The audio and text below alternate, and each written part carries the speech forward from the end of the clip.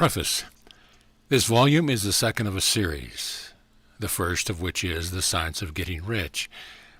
As that book is solely for those who want money, so this is for those who want health and who want a practical guide and handbook, not a philosophical treatise.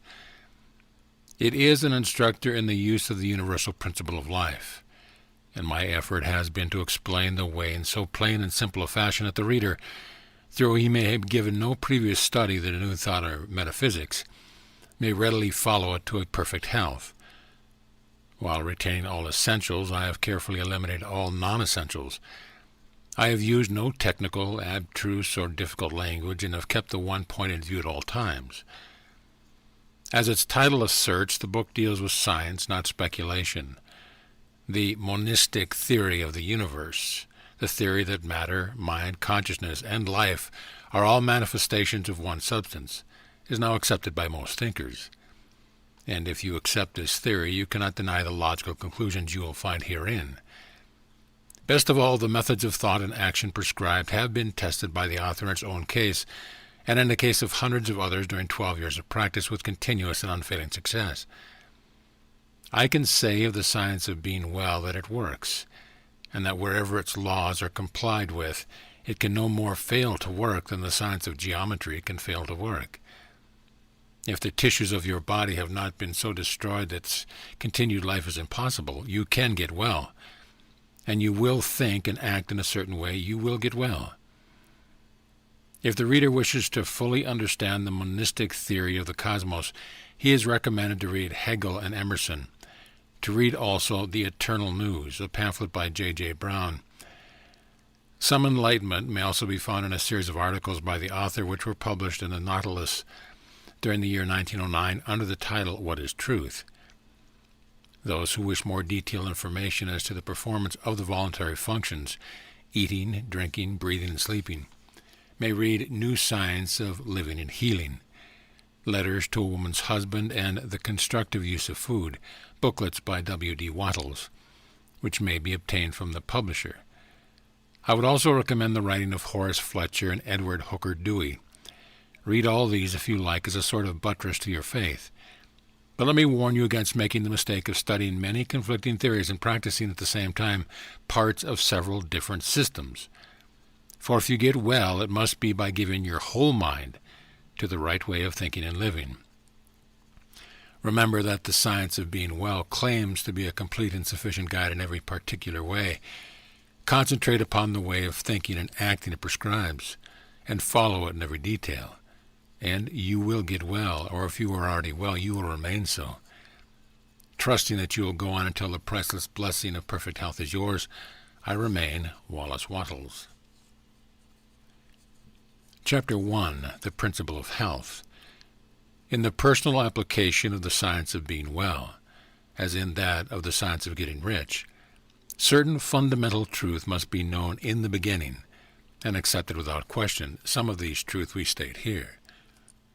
The perfectly natural performance of function results from the natural action of the principle of life. There is a principle of life in the universe. It is the one living substance from which all things are made.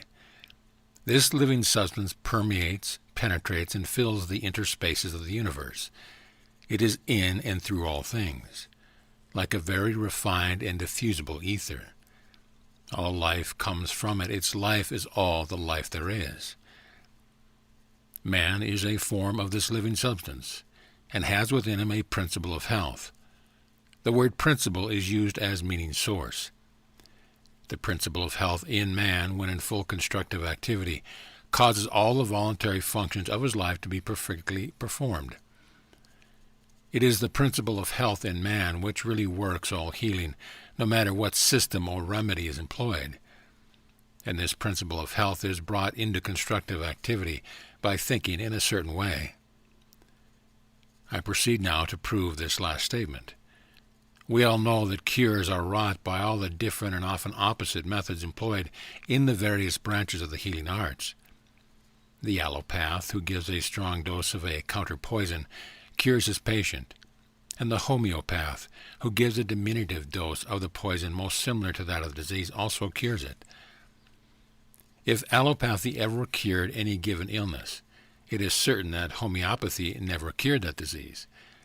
And if homeopathy ever cured an ailment, allopathy could not possibly cure that ailment. The two systems are radically opposite in theory and practice, and yet both cure most diseases. And even the remedies used by physicians in any one school are not the same. Go with a case of indigestion to half a dozen different doctors. Compare their prescriptions. It is more than likely that none of the ingredients of any one of them will be in the other. Must we not conclude that their patients are healed by principle of health within themselves, and not by something in the varying remedies? Not only this, but we find the same ailments cured by the osteopath with manipulation of the spine, by the faith healer with prayer, by the food scientist with bills of fare, by the Christian Scientist with a formulated creed statement, by the mental scientist with affirmations, and by the hygienist with different plans of living. What conclusion can we come to in the face of all these facts that is a principle of health which is the same in all people, and which really accomplishes all the cures, and that there is something in all the systems which, under favorable conditions, arouses the principle of health to action? That is, medicine, manipulation, prayers, bills of fare, affirmation, hygienic practices cure whenever they cause the principle of health to become active, and fail whenever they do not cause it to become active. Does not all this indicate that the results depend upon the way the patient thinks about the remedy, rather than upon the ingredients in the prescription? There is an old story which furnishes so good an illustration on this point that I will give it here. It is said that in the Middle Ages, the bones of a saint, kept in one of the monasteries, were working miracles of healing. On certain days, a great crowd of the afflicted gathered to touch the relic and be healed. On the eve of one of these occasions, some sacrilegious rascal gained access to the case in which the wonder-working relics were kept and stole the bones. And in the morning, with the usual crowd of sufferers waiting at the gates, the fathers found themselves shorn of the source of the miracle-working power. They resolved to keep the matter quiet, hoping that by doing so they might find the thief, recover their treasure, and hastening to the cellar of the convent, they dug up the bones of a murderer who had been buried there many years ago. These they placed in the case, intending to make up some plausible excuse for the failure of the saint to perform his usual miracles of the day. And then they let in the wandering and waiting assemblage of the sick and infirm. To the intense astonishment of those in the secret, the bones of the malefactor proved as efficacious as those of the saint, and the healing went on as before. One of the fathers is said to have left a history of the occurrence in which he confessed that, in his judgment, the healing power had been in the people themselves all the time, and never in the bones at all.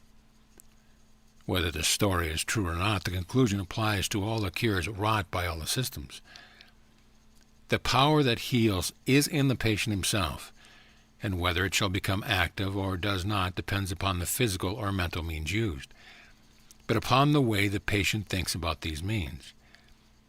There is a universal principle of life, as Jesus taught, a great spiritual healing power, and there is a principle of health in man which is related to this healing power.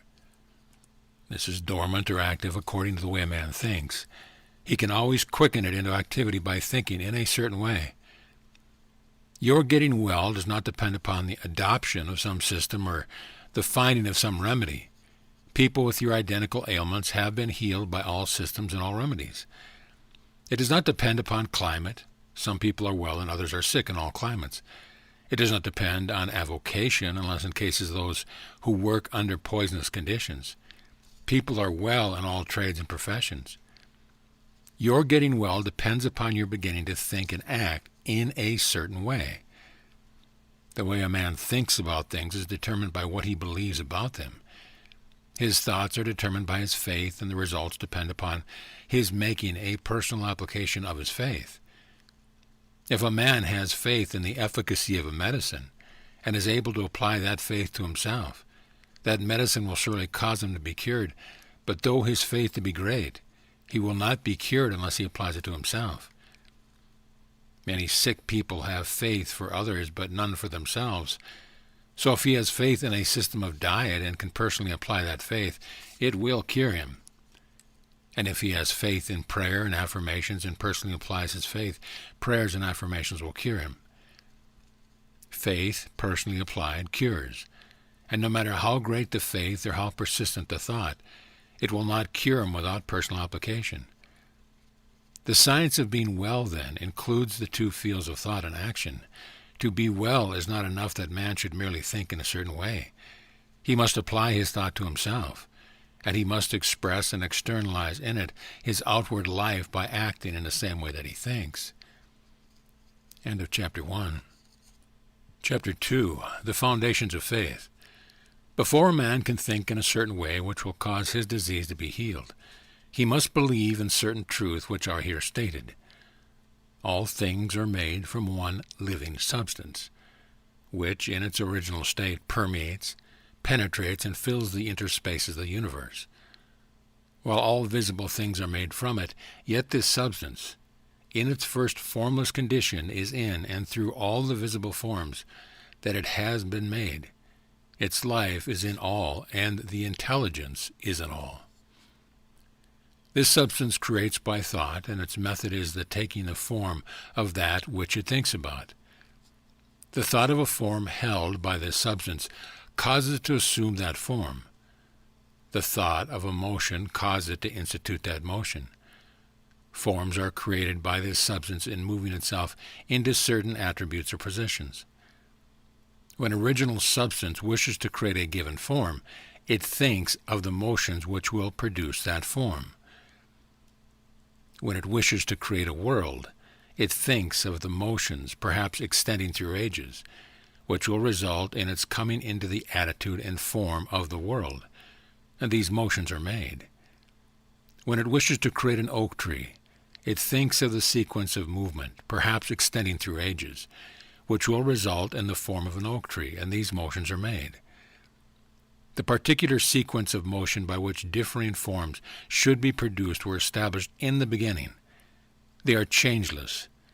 Certain motions instituted in the formless substance will forever produce certain forms. Man's body is formed from the original substance, and is the result of certain motions, which first existed as thoughts of original substance. The motions which produce, renew, and repair the body of man are called functions, and these functions are of two classes, voluntary and involuntary. The involuntary functions are under the control of the principle of health in man, and are performed in a perfectly healthy manner, so long as man thinks in a certain way. The voluntary functions of life are eating, drinking, breathing, and sleeping. These entirely or in part are under the direction of man's conscious mind, and he can perform them in a perfectly healthy way if he will. If he does not perform them in a healthy way, he cannot long be well. So we see that if man thinks in a certain way, and eats, drinks, breathes, and sleeps in a corresponding way, he will be well. The involuntary functions of a man's life are under the control of the principle of health, and so long as man thinks in a perfectly healthy way, these functions are perfectly performed. For the thought of the principle of health is largely directed by man's conscious thought, affecting his subconscious mind. Man is a thinking center, capable of originating thought, and as he does not know everything, he makes mistakes and thinks errors. Not knowing everything, he believes things to be true which are not true. Man holds in his thought the idea of disease and abnormal functioning conditions, and so perverts the action of the principle of health, causing disease and abnormal functioning and conditions within his own body. In the original substance there are held only thoughts of perfect motion, perfect and healthy function, complete life. God never thinks disease or imperfection. But for countless ages men have held thoughts of disease, abnormality, old age, and death. And the perverted functioning resulting from these thoughts has become a part of the inheritance of the race. Our ancestors have, for many generations, held imperfect ideas concerning human form and functioning, and we begin life with a racial subconscious impression of imperfection and disease. This is not natural, or a part of the plan of nature. The purpose of nature can be nothing else than the perfection of life. This we see from the very nature of life itself. It is the nature of life to continually advance toward more perfect living. Advancement is the inevitable result of the very act of living. Increase is always the result of active living. Whatever lives must live more and more. The seed lying in the granary has life, but it is not living. Put it into the soil and it becomes active, and at once begins to gather to itself from the surrounding substance and to build a plant form. It will so cause increase to a seed head, which will produce containing 30, 60, or 100 seeds, each having as much life as the first. Life, by living, increases. Life cannot live without increasing, and the fundamental impulse of life is to live. It is in response to this fundamental impulse that original substance works and creates. God must live, and he cannot live except as he creates and increases. In multiplying forms, he is moving on to live more. The universe is a great advancing life, and the purpose of nature is the advancement of life towards perfection, toward perfect functioning. The purpose of nature is perfect health. The purpose of nature, so far as man is concerned, is that he should be continuously advancing into more life and progressing toward perfect life, and that he should live the most complete life possible in his present sphere of action. This must be so because that which lives in man is seeking more life. Give a little child a pencil and a paper, and he begins to draw crude figures. That which lives in him is trying to express itself in art. Give him a set of blocks, and he will try to build something. That which lives in him is seeking expression in architecture. Seat him at a piano, and he will try to draw harmony from the keys. That which lives in him is trying to express itself in music. That which lives in man is always seeking to live more, and since man lives most when he is well, the principle of nature in him can seek only health. The natural state of man is a state of perfect health, and everything in him and in nature tends toward health. Sickness can have no place in the thought of original substance, for it is by its own nature continually impelled toward the fullest and most perfect life. Therefore, toward health. Man, as he exists in the thought of the formless substance, has perfect health. Disease, which is abnormal or perverted function, motion imperfectly made, or made in the direction of imperfect life, has no place in the thought of the thinking stuff. The supreme mind never thinks of disease. Disease was not created or ordained by God or sent forth from him. It is wholly a product of separate consciousness of the individual thought of man. God, the formless substance, does not see disease, think disease, know disease, or recognize disease. Disease is recognized only by the thought of man. God thinks nothing but health. From all the foregoing, we see that health is a fact or truth in the original substance from which we are all formed, and that disease is imperfect functioning, resulting from the imperfect thoughts of men, past and present. If man's thoughts of himself had always been those of perfect health, man could not possibly now be otherwise than perfectly healthy.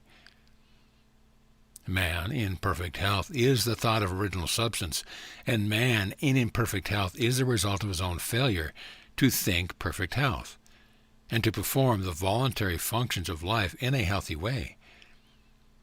We will here arrange in a syllabus the basic truth of the science of being well. There is a thinking substance from which all things are made, and which, in its original state, permeates, penetrates, and fills the inner space of the universe. It is the life of all. The thought of a form in this substance causes the form. The thought of a motion produces the motion. In relation to man, the thoughts of this substance are always of perfect functioning and perfect health. Man is a thinking center, capable of original thought, and his thought has power over his functioning. By thinking imperfect thoughts, he has caused imperfect and perverted functioning. and by performing the voluntary functions of life in a perverted manner, he has assisted in causing disease.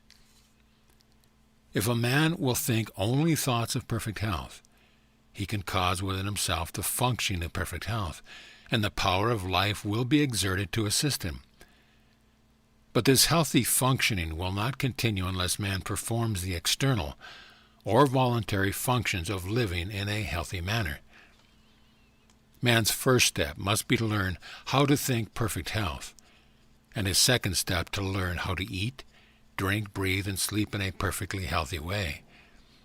If man takes these two steps, he will certainly become well and remain so.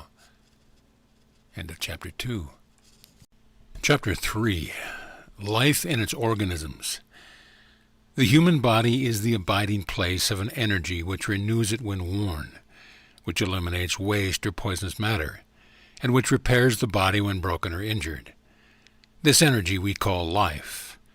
Life is not generated or produced within the body, it produces the body.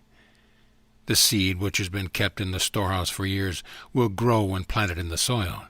It will produce a plant. But the life in the plant is not generated by its growing. It is the life which makes the plant grow. The performance of function does not cause life. It is life which causes function to be performed. Life is first, function is afterward. It is life which distinguishes organic from inorganic matter, but it is not produced after the organization of matter. Life is the principle or force which causes organization. It builds organisms. It is a principle or force inherent in original substance. All life is one. This life principle of the all is the principle of health in man, and becomes constructively active whenever man thinks in a certain way. Whoever therefore thinks in this certain way will surely have perfect health if his external functioning is in conformity with the thought. But the external functioning must conform to the thought. Man cannot hope to be well by thinking health if he eats, drinks, breathes, and sleeps like a sick man. The universal life principle, then, is the principle of health in man. It is one with original substance. There is one original substance from which all things are made. This substance is life, and its life is the principle of life of the universe. This substance has created from itself all the forms of organic life by thinking them, or by thinking the motions and functions which produce them. Original substance thinks only health, because it knows all truth. There is no truth which is not known in the formless, which is all and in all. It not only knows all truth, but it has all power. Its vital power is the source of all the energy there is. A conscious life which knows all truth and which has power cannot go wrong or perform function imperfectly. Knowing all, it knows too much to go wrong, and so the formless cannot be diseased or think disease. Man is a form of this original substance and has a separate consciousness of his own, but his consciousness is limited and therefore imperfect. By reason of his limited knowledge, man can and does think wrongly, and so he causes perverted and imperfect function in his own body. Man has not known too much to go wrong. The diseased or imperfect functioning may not instantly result from an imperfect thought, but it is bound to come if the thought becomes habitual. Any thought continuously held by man tends to the establishment of the corresponding condition in his body. Also, man has failed to learn how to perform the voluntary functions of his life in a healthy way. He does not know when, what, and how to eat. He knows very little about breathing and less about sleep. He does all these things in a wrong way and under wrong conditions, and this because he has neglected to follow the only sure guide to the knowledge of life. He has tried to live by logic rather than by instinct. He has made living a matter of art and not of nature, and he has gone wrong. His only remedy is to begin to go right, and this he can surely do. It is the work of this book to teach the whole truth, so that the man who reads it shall know too much to go wrong. The thoughts of disease produce the form of disease. Man must learn to think health, and being original substance which takes the form of its thoughts, he will become the form of health and manifest perfect health in all its functioning. The people who were healed by touching the bones of a saint were really healed by thinking a certain way, and not by any power emanating from the relics. There is no healing power in the bones of a dead man, whether they be those of a saint or a sinner. The people who were healed by the dose of either the allopath or the homeopath were also really healed by thinking in a certain way. There is no drug which has within itself the power to heal disease. The people who have been healed by prayers and affirmations were also healed by thinking in a certain way. There is no curative power in strings of words. All the sick who have been healed by whatsoever system have thought in a certain way, and a little examination will show us what this way is. The two essentials of the way are faith and a personal application of that faith.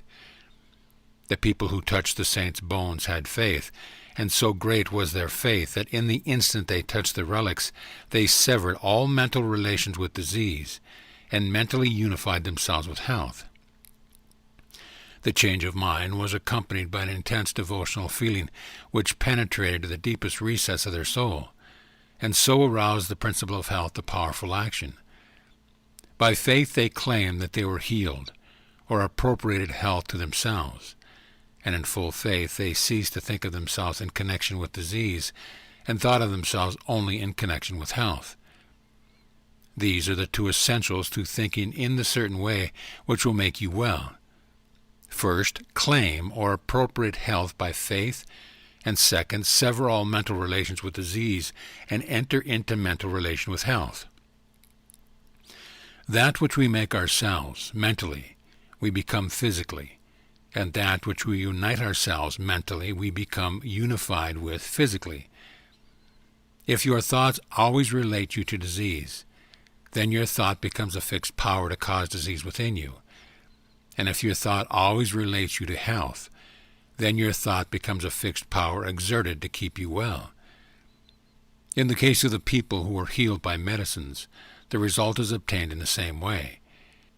They have consciously or unconsciously sufficient faith in the means used to cause them to sever mental relations with disease and enter into mental relation with health.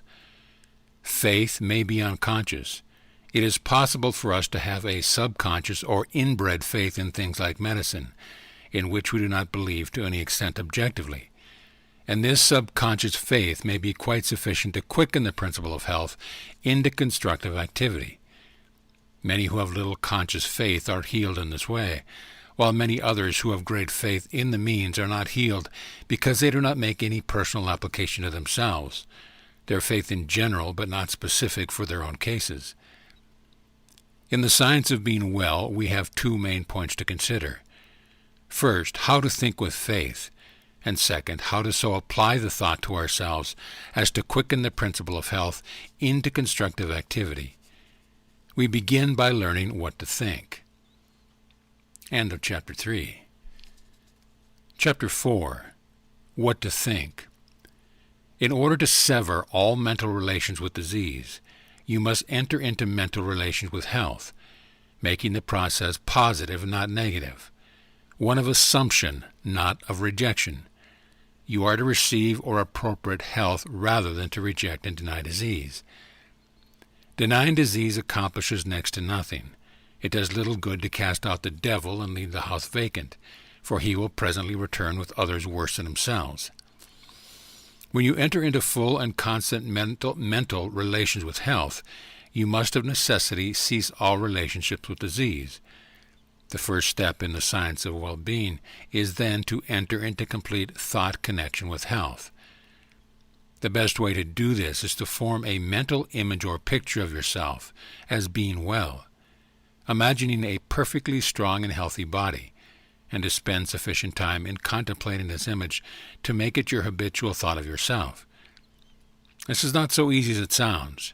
It necessitates the taking of considerable time for meditation, and not all persons have the imaging faculty well enough developed to form a distinct mental picture of themselves in a perfect or idealized body.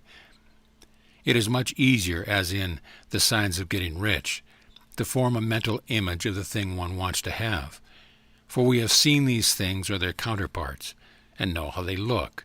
We can picture them very easily from memory. But we have never seen ourselves in a perfect body, and a clear mental image is hard to form. It is not necessary or essential, however, to have a clear mental image of yourself as you wish to be. It is only essential to form a conception of perfect health, and to relate yourself to it. This conception of health is not a mental picture of a particular thing. It is an understanding of health, and carries with it the idea of perfect functioning in every part and organ. You must try to picture yourself as perfect in physique. That helps. And you must think of yourself as doing everything in the manner of a perfectly strong and healthy person. You can picture yourself as walking down the street with an erect body and vigorous stride. You can picture yourself as doing your day's work easily and with a surplus of vigor, never tired or weak. You can picture in your mind how all things would be done by a person of full health and power, and you can make yourself the central figure in the picture doing things in just that way. Never think of the ways in which weak or sickly people do things. Always think of the way strong people do them. Spend your leisure time in thinking about the strong way until you have a good conception of it, and always think of yourself in connection with the strong way of doing things. This is what I mean by having a conception of health. In order to establish perfect function in every part, man does not have to study anatomy or physiology so that he can form a mental image of each separate organ and address himself to it. He does not have to treat his liver, his kidneys, his stomach, or his heart. There is one principle of health in man, which has control over all the involuntary functions of his life, and the thought of perfect health, impressed upon this principle, will reach each part and organ.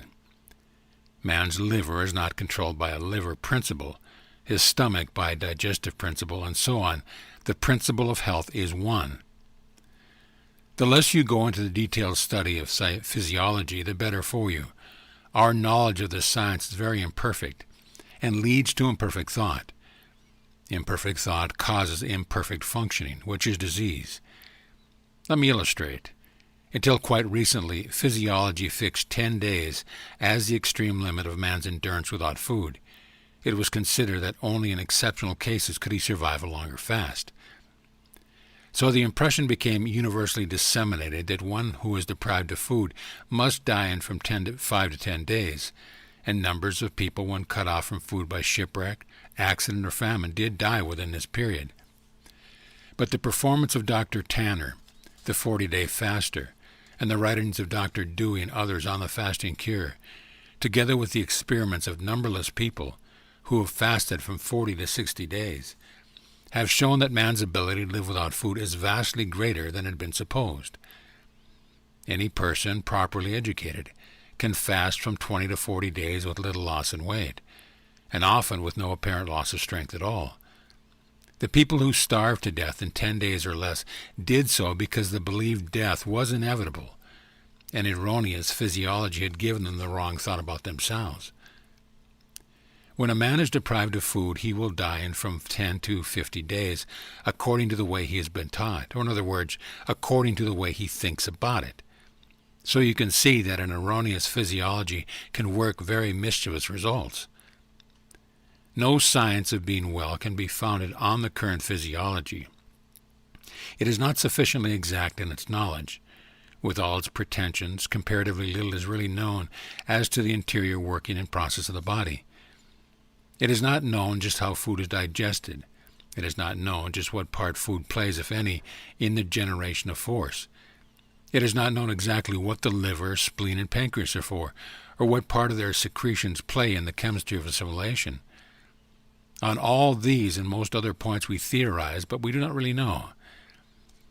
When man begins to study physiology, he enters the domain of theory and disputation. He comes among conflicting opinions, and he is bound to form mistaken ideas concerning himself. These mistaken ideas lead to the thinking of wrong thoughts, and this leads to perverted functioning and disease. All that the most perfect knowledge of physiology could do for man would be to enable him to think only thoughts of perfect health, and to eat, drink, breathe, and sleep in a perfectly healthy way. and this, as we shall show, he can do without studying physiology at all. This, for the most part, is true of all hygiene. There are certain fundamental propositions which we should know, and these will be explained in later chapters. But aside from these propositions, ignore physiology and hygiene. They tend to fill your mind with thoughts of imperfect conditions, and these thoughts will produce the imperfect conditions in your own body. You cannot study any science which recognizes disease if you are to think nothing but health. Drop all investigation as to your present conditions, its causes or possible results, and set yourself to the work of forming a conception of health. Think about health and the possibility of health, of the work that may be done and the pleasures that may be enjoyed in the condition of perfect health. Then make this conception your guide in thinking of yourself. Refuse to entertain for an instant any thought of yourself which is not in harmony with it. When any idea of disease or imperfect functioning enters your mind, cast it out instantly by calling up a thought which is in harmony with the conception of health. Think of yourself at all times as realizing conception as being a strong and perfectly healthy personage, and do not harbor a contrary thought. Know that as you think of yourself in unity with this conception, the original substance which permeates and fills the tissue of your body is taking form according to the thought. And know that this intelligent substance or mind stuff will cause function to be performed in such a way that the body will be rebuilt with perfectly healthy cells. The intelligent substance from which all things are made permeates and penetrates all things. And so it is in and through your body. It moves according to its thought. And so if you hold only the thoughts of perfectly healthy function, it will cause the movements of perfectly healthy function within you. Hold with persistence to the thought of perfect health in relation to yourself. Do not permit yourself to think in any other way. Hold this thought with perfect faith that it is, in fact, the truth. It is the truth so far as your mental body is concerned. You have a mind-body and a physical body. The mind-body takes form just as you think of yourself, and any thought of which you hold continuously is made visible by the transformation of the physical body into its image. Implanting the thought of perfect functioning in the mind-body will, in due time, cause perfect functioning in the physical body. The transformation of the physical body into the image of the ideal held by the mind-body is not accomplished instantaneously. We cannot transfigure our physical bodies at will as Jesus did. In the creation and recreation of form, substance moves along the fixed lines of growth it has established, and the impression upon it of the health thought causes the healthy body to be built cell by cell. Holding only thoughts of perfect health will ultimately cause perfect functioning, and perfect functioning will in due time produce a perfectly healthy body. It may be as well to condense this chapter into a syllabus. Your physical body is permeated and filled with an intelligent substance, which forms a body of mind stuff. This mind stuff controls the functioning of your physical body. A thought of disease or of imperfect function impressed upon the mind stuff causes disease or imperfect function in the physical body. If you are diseased, it is because wrong thoughts have made impressions on this mind stuff. These may have been either your own thoughts or those of your parents. We begin life with many subconscious impressions, both right and wrong. But the natural tendency of all mind is toward health. And if no thoughts are held in the conscious mind save those of health, all internal functioning will come to be performed in a perfectly healthy manner. The power of nature within you is sufficient to overcome all hereditary impressions, and if you will learn to control your thoughts so that you shall think only those of health, and if you will perform the voluntary functions of life in a perfectly healthy way, you can certainly be well. End of chapter. Chapter 5. Faith. The principle of health is moved by faith. Nothing else can call it into action, and only faith can enable you to relate yourself to health and sever your relationship with disease in your thoughts. You will continue to think of disease unless you have faith in health. If you do not have faith, you will doubt, and if you doubt, you will fear. And if you fear, you will relate yourself in mind to that which you fear. If you fear disease, you will think of yourself in connection with disease, and that will produce within yourself the form and motion of disease. Just as original substance creates from itself the forms of its thoughts, so your mind-body, which is original substance, takes the form and motion of whatever you think about. If you fear disease, dread disease, have doubts about your safety from disease, or if you even contemplate disease, you will connect yourself with it and create its form and motion within you. Let me enlarge somewhat upon this point. The potency or creative power of a thought is given to it by the faith that is in it. Thoughts which contain no faith create no forms. The formless substance, which knows all truth and therefore thinks only truth, has perfect faith in every thought, because it thinks only truth, and so all its thoughts create. But if you will imagine a thought in formless substance in which there was no faith, you will see that such a thought could not cause the substance to move or take form. Keep in mind the fact that only those thoughts which are conceived in faith have creative energy. Only those thoughts which have faith with them are able to change function, or to quicken the principle of health into activity. If you do not have faith in health, you will certainly have faith in disease. If you do not have faith in health, it will do for you no good to think about health, for your thoughts will have no potency and will cause no change for the better in your condition. If you do not have faith in health, I repeat, you will have faith in disease, and if, under such circumstance, you think about health for 10 hours a day, and think about disease for only a few minutes, the disease thought will control your condition because it will have the potency of faith, while the health thought will not. Your mind-body will take on the form and motion of disease and retain them, because your health thought will not have sufficient dynamic force to change form or motion. In order to practice the science of being well, you must have complete faith in health. Faith begins in belief, and we now come to the question, what must you believe in order to have faith in health? You must believe that there is more health power than disease power in both yourself and the environment, and you cannot help believing this if you consider the facts. There is a thinking substance from which all things are made, and which, in its original state, permeates, penetrates, and fills the interspaces of the universe. The thought of a form in this substance produces the form. The thought of a motion institutes the motion. In relation to man, the thought of original substances are always of perfect health and perfect functioning. This substance, within and without man, always exerts its power toward health. Man is a thinking center, capable of original thought. He has a mind-body of original substance permeating a physical body, and the function of his physical body is determined by the faith of his mind-body. If a man thinks with faith of the functioning of the health, he will cause his internal function to be performed in a healthy manner, provided that he performs the external functions in a corresponding manner. But if a man thinks with faith of disease, or of the power of disease, he will cause his internal functioning to be the functioning of disease. The original intelligent substance is in man, moving toward health, and it is pressing upon him from every side. Man lives, moves, and had his being in the limitless ocean of health power, and he uses this power according to his faith.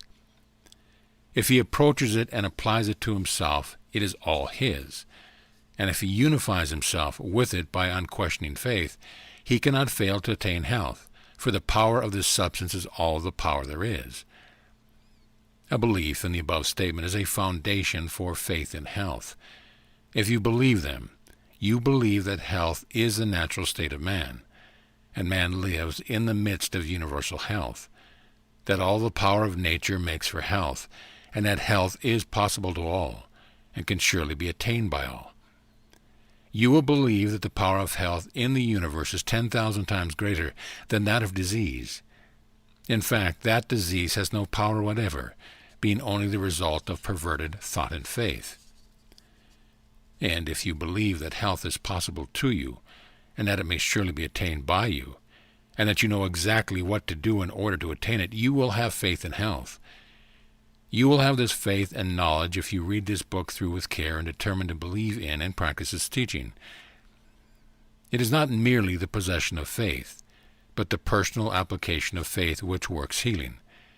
You must claim health in the beginning, and form a conception of health, and as far as may be, of yourself as a perfectly healthy person. And then, by faith, you must claim that you are realizing this conception. Do not assert with faith that you are going to get well. Assert with faith that you are well. Having faith in health and applying it to yourself means having faith that you are healthy, and the first step in this is to claim that it is the truth. Mentally take the attitude of being well and do not say anything or do anything which contradicts this attitude.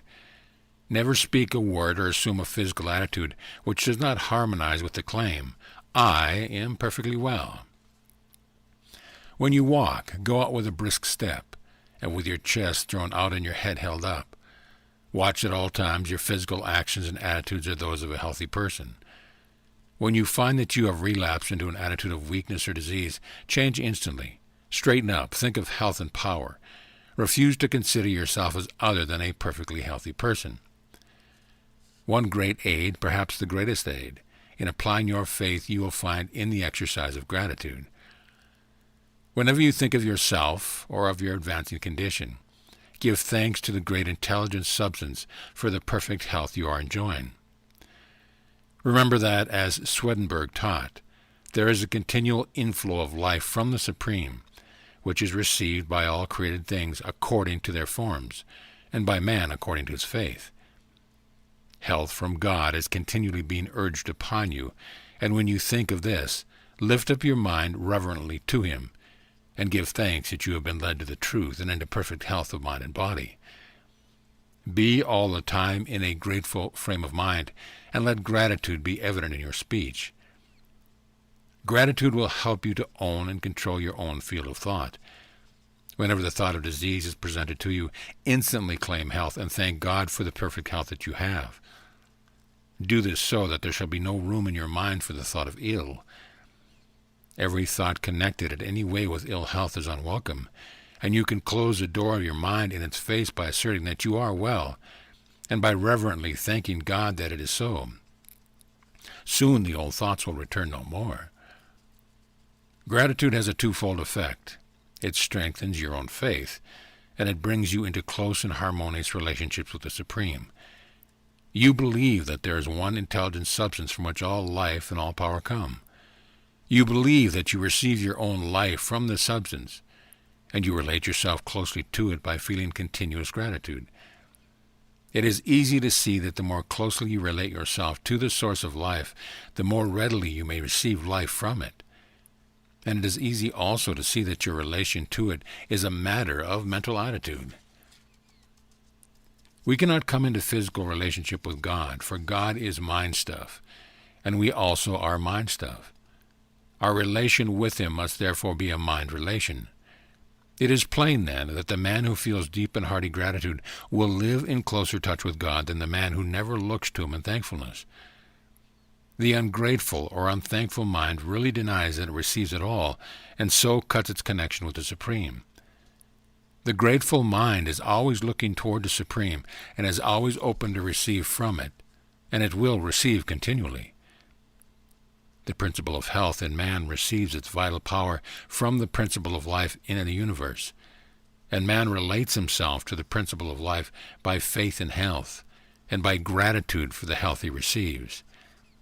Man may cultivate both faith and gratitude by the proper use of his will. End of chapter. Chapter 6. Use of the Will. In the practice of the science of being well, the will is not used to compel yourself to go when you are not really able to go, or to do things when you are not physically strong enough to do them. You do not direct your will upon your physical body or try to compel the proper performance of internal function by willpower. You direct the will upon the mind, and use it in determining what you shall believe, what you shall think, and to what you shall give your attention. The will should never be used upon any person or thing external to you, and it should never be used upon your own body. The sole legitimate use of the will is in determining to what you shall give your attention, and what you shall think about the things to which your attention is given. All belief begins in the will to believe. You cannot always and instantly believe what you will to believe, but you can always will to believe what you want to believe. You want to believe truth about health, and you can will to do so. The statements you have been reading in this book are the truth about health, and you can will to believe them. This must be your first step toward getting well. These are the statements you must follow and will to believe. That there is a thinking substance from which all things are made, and that man receives the principle of health, which is his life, from this substance.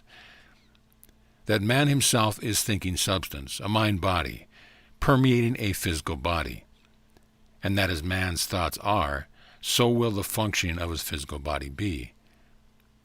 That if man will think only thoughts of perfect health, he must and will cause the internal and involuntary functioning of his body to be the functioning of health, provided that his external and voluntary functioning and attitude are in accordance with his thoughts. When you will to believe these statements, you must also begin to act upon them. You cannot long retain a belief unless you act upon it. You cannot increase a belief until it becomes faith unless you act upon it. And you certainly cannot expect to reap benefits in any way from a belief so long as you act as if the opposite were true. You cannot long have faith in health if you continue to act like a sick person. If you continue to act like a sick person, you cannot help continuing to think of yourself as a sick person. And if you continue to think of yourself as a sick person, you will continue to be a sick person. The first step toward acting externally like a well person is to begin to act internally like a well person. Form your conception of perfect health, and get into the way of thinking about perfect health until it begins to have a definite meaning for you. Picture yourself as doing the things a strong and healthy person would do, and have faith that you can and will do these things in that way. Continue this until you have a vivid conception of health and what it means to you. When I speak in this book of a conception of health, I mean a conception that carries with it the idea of the way a healthy person looks and does things. Think of yourself in connection with health until you form a conception of how you would live, appear, act, and do things as a perfectly healthy person. Think about yourself in connection with health until you conceive of yourself in imagination as always doing everything in the manner of a well person, until the thought of health conveys the idea of what health means to you. As I have said in a former chapter, you may not be able to form a clear mental image of yourself in perfect health, but you can form a conception of yourself as acting like a healthy person. Form this conception and then think only thoughts of perfect health in relation to yourself, and so far as may be possible in relation to others. When a thought of sickness or disease is presented to you, reject it. Do not let it get into your mind. Do not entertain or consider it at all. Meet it by thinking health, by thinking that you are well, and by being sincerely grateful for the health that you are receiving. Whenever suggestions of disease are coming thick and fast upon you, and you are in a tight place, fall back upon the exercise of gratitude. Connect yourself with the Supreme. Give thanks to God for the perfect health He gives you, and you will soon find yourself able to control your thoughts and to think what you want to think. In times of doubt, trial, and temptation, the exercise of gratitude is always a sheet anchor which will prevent you from being swept away. Remember that the great essential thing is to sever all mental relations with disease and to enter into full mental relationship with health. This is the key to all mental healing. It is the whole thing. Here we see the secret of the great success of Christian Science. More than any other formulated system of practice, it insists that its converts shall sever relationships with disease and relate themselves fully with health.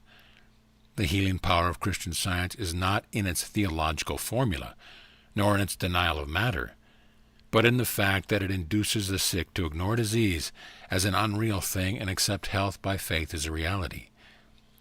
Its failures are made because its practitioners, while thinking in a certain way, do not eat, drink, breathe, and sleep in the same way. While there is no healing power in the repetition of strings of words, yet it is a very convenient thing to have the central thought so formulated that you can repeat them readily, so that you can use them as an affirmation whenever you are surrounded by an environment which gives you adverse suggestion. When those around you begin to talk of sickness and health, close your ears and mentally assert something like the following. There is one substance, and I am that substance. That substance is eternal, and it is life. I am that substance, and I am eternal life. That substance knows no disease. I am that substance, and I am health. Exercise your willpower in choosing only those thoughts which are thoughts of health, and arrange your environment so that it shall suggest thoughts of health. Do not have around you books, pictures, or other things which suggest death, disease, deformity, weakness, or age. Have only those which convey the idea of health, power, joy, vitality, and youth. When you are confronted with a book or anything else which suggests disease, do not give it your attention. Think of your conception of health and your gratitude, and affirm as above. Use your willpower to your attention upon thoughts of health. In a future chapter I shall touch upon this point again. What I wish to make plain here is that you must think only health, recognize only health, and give your attention only to health, and that you must control thought, recognition, and attention by the use of your will. Do not try to use your will to compel the healthy performance of function within you. The principle of health will attend to that if you give your attention only to thoughts of health. Do not try to exert your will upon the formless to compel it to give you more vitality or power. It is already placing all the power there is at your service. You do not have to use your will to conquer adverse conditions or to subdue unfriendly forces. There are no unfriendly forces. There is only one force, and that force is friendly to you. It is a force which makes for health. Everything in the universe wants you to be well. You have absolutely nothing to overcome but your own habit of thinking in a certain way about disease. And you can do this only by forming a habit of thinking in another certain way about health. Man can cause all the internal functions of his body to be performed in a perfectly healthy manner by continuously thinking in a certain way, and by performing the external functions in a certain way. He can think in this certain way by controlling his attention, and he can control his attention by the use of his will. He can decide what things he will think about. End of chapter. Chapter 7. Health from God. I will give you a chapter here to explain how man may receive health from the Supreme. By the Supreme, I mean the thinking substance from which all things are made, and which is in all and through all, seeking more complete expression and fuller life. This intelligent substance, in a perfectly fluid state, permeates and penetrates all things, and is in touch with all minds. It is the source of all energy and power, and constitutes the inflow of life which Swedenborg saw, vitalizing all things. It is working to one definite end, and for the fulfillment of one purpose, and that purpose is the advancement of life toward the complete expression of mind. When man harmonizes himself with the intelligence, it can and will give him health and wisdom. When man holds steadily to the purpose to live more abundantly, he comes into harmony with this supreme intelligence. The purpose of the supreme intelligence is the most abundant life of all. The purpose of this supreme intelligence for you is that you should live more abundantly. If, then, your own purpose is to live more abundantly, you are unified with the Supreme. You are working with it, and it must work with you. But as supreme intelligence is in all, if you harmonize with it, you must harmonize with all, and you must desire more abundant life for all as well as for yourself. Two great benefits come to you from being in harmony with the supreme intelligence. First, you will receive wisdom. By wisdom I do not mean knowledge of facts so much as an ability to perceive and understand facts, and to judge soundly and act rightly in all matters relating to life. Wisdom is the power to perceive truth, and the ability to make the best use of the knowledge of truth. It is the power to perceive at once the best end to aim at, and the means best adapted to attain that end. With wisdom comes poise and the power to think rightly, to control and guide your thoughts, and to avoid the difficulties which come from wrong thinking. With wisdom you will be able to select right course for your particular needs, and to so govern yourself in all ways as to secure the best results. You will know how to do what you want to do. You can readily see the wisdom must be an essential attribute of the Supreme Intelligence, since that which knows all truth must be wise. And you can also see that just in proportion as you harmonize and unify in your mind with that intelligence, you will have wisdom. But I repeat that since this intelligence is all, and in all, you can enter into its wisdom only by harmonizing with all. If there is anything in your desires or your purpose which will bring oppression to any, or work injustice to, or cause lack of life for any, you cannot receive wisdom from the Supreme. Furthermore, your purpose for your own self must be the best. Man can live in three general ways: for the gratification of his body, for that of his intellect, or for that of his soul. The first is accomplished by satisfying the desire for food, drink, and those other things which give enjoyable physical sensations. The second is accomplished by doing those things which cause pleasant mental sensations, such as gratifying the desire for knowledge or those for fine clothing, fame, power, and so on. The third is accomplished by giving way to the instinct of unselfish love and altruism. Man lives most wisely and completely when he functions most perfectly along all these lines, without excess in any of them. The man who lives swinishly for the body alone is unwise and out of harmony with God. That man who lives solely for the cold enjoyment of the intellect, though he be absolutely moral, is unwise and out of harmony with God. And the man who lives wholly for the practice of altruism, and who throws himself away for others, is as unwise as far from harmony with God as those who go to excess in any other way. To come into full harmony with the Supreme, you must purpose to live to the utmost of your capabilities in body, mind, and soul. This must mean the full exercise of function in all the different ways, but without excess, for excess in one causes deficiency in the other. Behind your desire for health is your own desire for more abundant life, and behind that is the desire of the formless intelligence to live more fully in you. So, as you advance toward perfect health, hold steadily to the purpose to attain complete life, physical, mental, and spiritual, to advance in all ways and in every way to live more. If you hold this purpose, you will be given wisdom. He that willeth to do the will of the Father shall know, said Jesus. Wisdom is the most desirable gift that can come to man, for it makes him rightly self-governing.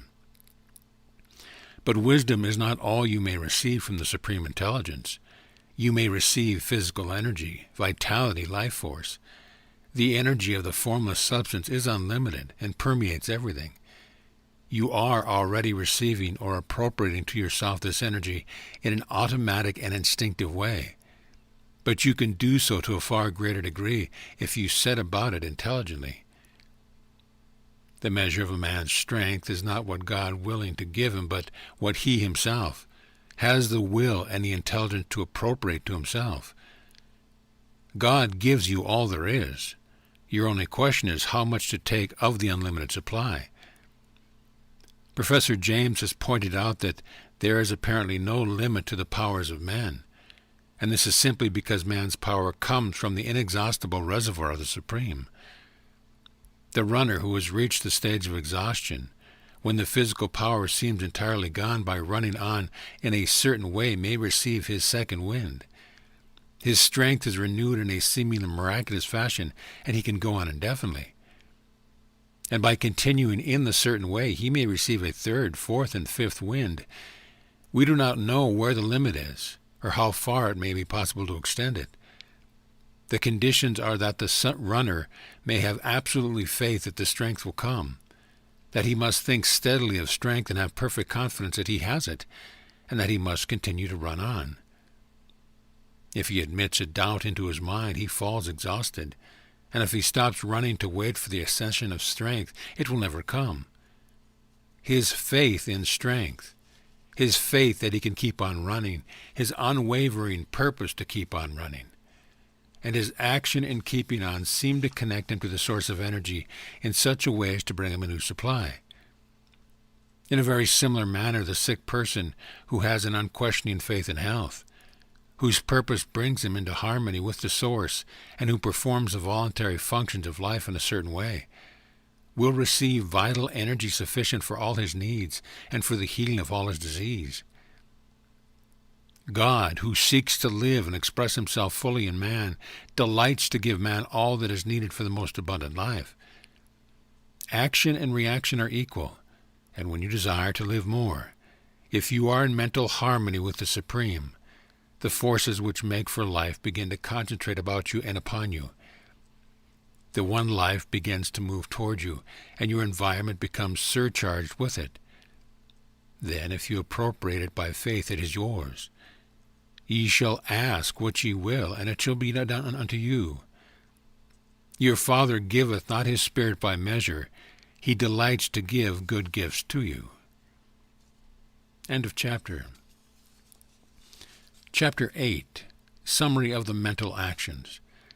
Let me now summarize the mental actions and attitudes necessary to the practice of the science of being well. First, you believe that there is a thinking substance from which all things are made, and which, in its original state, permeates, penetrates, and fills the interspace of the universe. This substance is the life of all, and is seeking to express more life in all. It is the principle of life of the universe and the principle of health in man. Man is a form of this substance and draws his vitality from it. He is a mind-body of original substance, permeating a physical body, and the thoughts of his mind-body control the functioning of his physical body. If a man thinks no thoughts save those of perfect health, the functions of his physical body will be performed in a manner of perfect health. If you would consciously relate yourself to the all-health, your purpose must be to live fully on every plane of your being. You must want all there is in life for body, mind, and soul, and this will bring you into harmony with all life there is. The person who is in conscious and intelligent harmony with all will receive a continuous inflow of vital power from the Supreme Life, and this inflow is prevented by angry, selfish, and antagonistic mental attitudes. If you are against any part, you will have severed relations with all. You will receive life, but only instinctively and automatically, not intelligently and purposefully. You can see that if you are mentally antagonistic to any part, you cannot be in complete harmony with the whole. Therefore, as Jesus directed, he reconciled to everybody and everything before you offer worship. Want for everybody all that you want for yourself. The reader is recommended to read what we have said in a former work concerning the competitive mind and the creative mind. It is very doubtful whether one who has lost health can completely regain it so long as he remains in the competitive mind. Being on the creative or goodwill plane in mind, the next step is to form a conception of yourself as in perfect health, and to hold no thought which are not in full harmony with this conception. Have faith that if you think only thoughts of health, you will establish in your physical body the functioning of health, and use your will to determine that you will think only thoughts of health. Never think of yourself as sick or as likely to be sick. Never think of sickness in connection with yourself at all. And as far as may be, shut out your mind all thoughts of sickness in connection with others. Surround yourself as much as possible with the things which suggest the idea of strength and health. Have faith in health, and accept health as an actual present fact in your life. Claim health as a blessing bestowed upon you by the Supreme Life, and be deeply grateful at all times. Claim the blessings by faith. Know that it is yours, and never admit a contrary thought to your mind. Use your willpower to withhold your attention from every appearance of disease in yourself and others. Do not study disease, think about it, nor speak of it. At all times when the thoughts of disease is thrust upon you, move forward into the mental position of prayerful gratitude for your perfect health.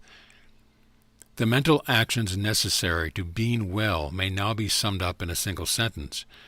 Form a conception of yourself in perfect health, and think only those thoughts which are in harmony with that conception. That, with faith and gratitude and the purpose to really live, covers all the requirements. It is not necessary to take mental exercise of any kind, except as described in the chapter titled Use of Will, or to do weary stunts in a way of affirmation and so on. It is not necessary to concentrate the mind on the affected parts. It is far better not to think of any part as affected.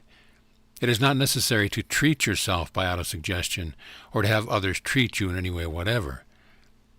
The power that heals is the principle of health within you, and to call this principle into constructive action, it is only necessary, having harmonized yourself with the all-mind, to claim by faith the all-health, and to hold that claim until it is physically manifested in all functions of your body.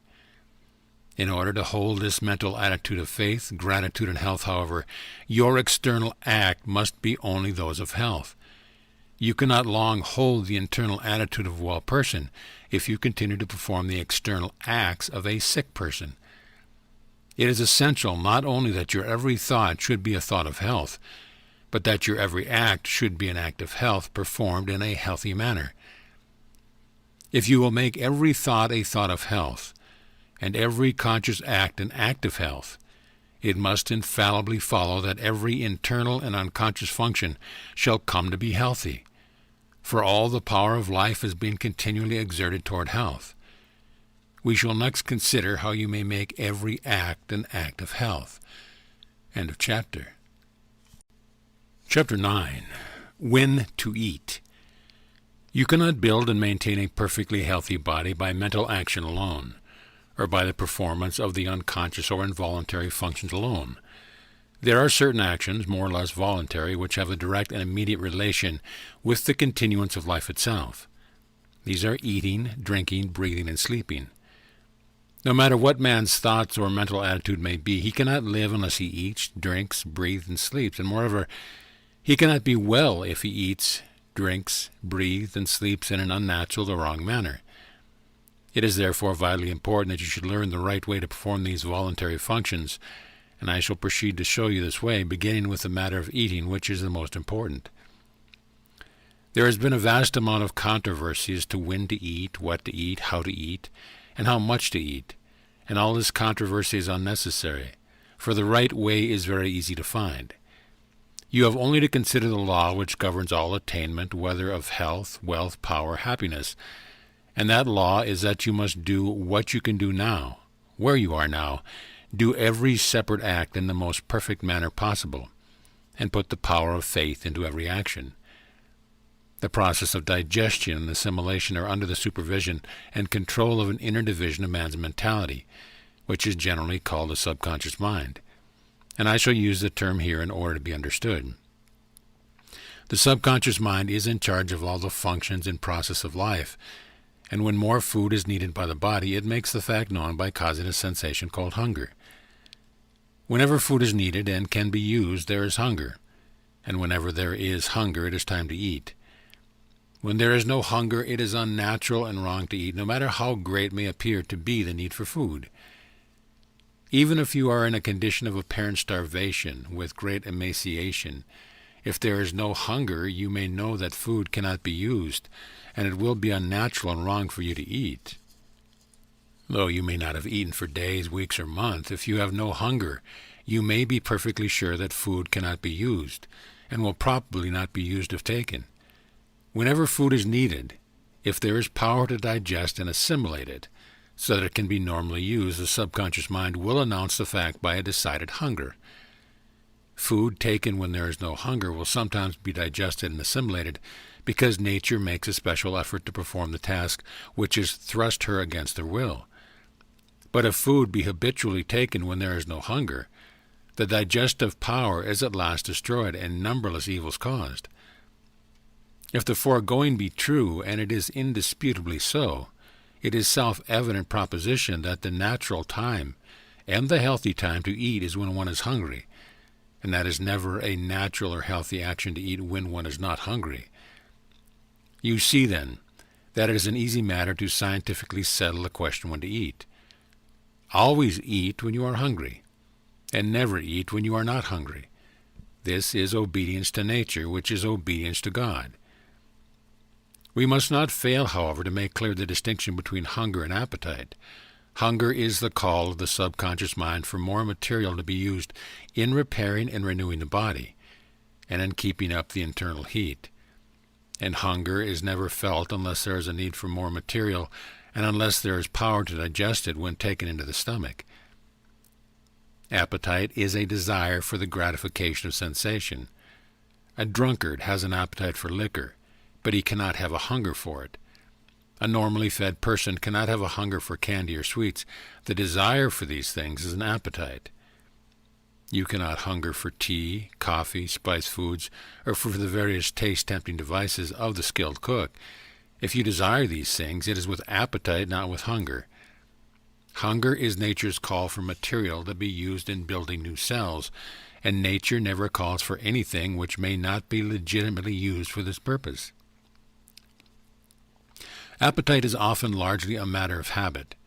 If one eats or drinks at a certain hour, and especially if one takes sweetened or spiced and stimulating foods, the desire comes regularly at the same hour. But this habitual desire for food should never be mistaken for hunger. Hunger does not appear at specified times. It only comes when work or exercise has destroyed sufficient tissue to make the taking in of new raw material a necessity.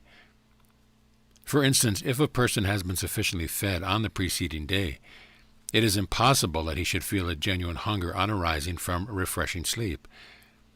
In sleep, the body is recharged with vital power, and the assimilation of the food which has been taken during the day is completed. The system has no need for food immediately after sleep unless the person went to his rest in a state of starvation. With a system of feeding, which is even a reasonably approach of a natural one, no one can have real hunger for an early morning breakfast. There is no such thing possible as a normal or genuine hunger immediately after rising from sound sleep.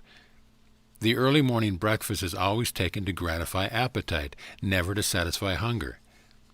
No matter who you are or what your condition is, no matter how hard you work or how much you are exposed, unless you go to bed starved, you cannot arise from your bed hungry. Hunger is not caused by sleep, but by work, and it does not matter who you are or what your condition, or how hard or easy your work. The so-called no breakfast plan is the right plan for you. It is the right plan for everybody because it is based on the universal law that hunger never comes until it is earned. I am aware that a protest against this will come from a large number of people who enjoy their breakfasts, whose breakfast is their best meal, who believe that their work is so hard they cannot get through the forenoon on an empty stomach, and so on. But all their arguments fall down before the facts. They enjoy their breakfast as the toper enjoys his morning dram, because it gratifies a habitual appetite, and not because it supplies a natural want. It is their best meal for the same reason that this morning dram is the toper's best drink. And they can get along without it because millions of people of every trade and profession do get along without it, and are vastly better for doing so. If you are to live according to the science of being well, you must never eat until you have earned hunger. But if I do not eat on arising in the morning, when shall I take my first meal? In 99 cases out of 100, 12 o'clock noon is early enough, and it is generally the most convenient time. If you are doing heavy work, you will get by noon a hunger sufficient to justify a good-sized meal. And if your work is light, you will probably still have hunger enough for a moderate meal. The best general rule or law that can be laid down is that you should eat your first meal of the day at noon. If you are hungry, and if you are not hungry, wait until you become so. And when shall I eat my second meal? Not at all unless you are hungry for it, and that with a genuine earned hunger. If you do not get hungry for second meal, eat at the most convenient time. But do not eat until you have a really earned hunger. The reader who wishes to fully inform himself as to the reason for this way of arranging the mealtime will find the best books therein cited in the preface of this work. From the foregoing, however, you can easily see that the science of being well readily answers the question, when and how often shall I eat? The answer is, eat when you have an earned hunger, and never eat at any other time. End of chapter. Chapter 10. What to eat. The current science of medicine and hygiene have made no progress toward answering the question, what shall I eat? The contest between the vegetarian and the meat-eaters, the cooked food advocates, raw food advocates, and various other schools of theorists seem to be indeterminable, and from the mountains of evidence and arguments piled up for and against each special theory, it is plain that if we depend on these scientists, we shall never know what is the natural food of man. Turning away from the whole controversy, then, we will ask the question of nature herself, and we shall find that she has not left us without an answer. Most of the errors of dietary scientists grow out of the false premise as to the natural state of man. It is assumed that civilization and mental development are unnatural things, that the man who lives in a modern house, in a city or country, and who works in modern trade or industry for his living is leading a natural life, and is in an unnatural environment, that the only natural man is a naked savage, and that the farther we get from the savage, the farther we are from nature. This is wrong. The man who has all that art and science can give him is leading the most natural life, because he is living most completely in all his faculties. The dweller in a well-appointed city flat with modern conveniences and good ventilation is living a far more naturally human life than the Australian savage who lives in a hollow tree or a hole in the ground. That great intelligence, which is in all and through all, has in reality practically settled the question as to what we shall eat. And according to the affairs of nature, it has decided that man's food shall be according to the zone in which he lives. In the frigid regions of the far north, fuel foods are required. The development of brain is not large, nor is the life severe in its labor tax on muscles, and so the Esquimaux live largely on the blubber and fat of aquatic animals. No other diet is possible to them. They could not get fruits, nuts, or vegetables, even if they were disposed to eat them, and they could not live on them in that climate if they could get them. So notwithstanding the arguments of the vegetarians, the Esquimaux will continue to live on animal fat. On the other hand, as we come toward the tropics, we find fuel foods less required, and we find the people naturally inclining toward a vegetarian diet.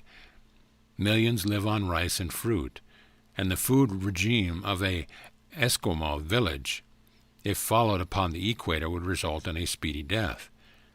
A natural diet for the equatorial region would be very far from being a natural diet near the North Pole, and people of either zone, if not interfered with by medical or dietary scientists, will be guided by the all-intelligence, which seeks the fullest life in all, to feed themselves in the best way for the promotion of perfect health.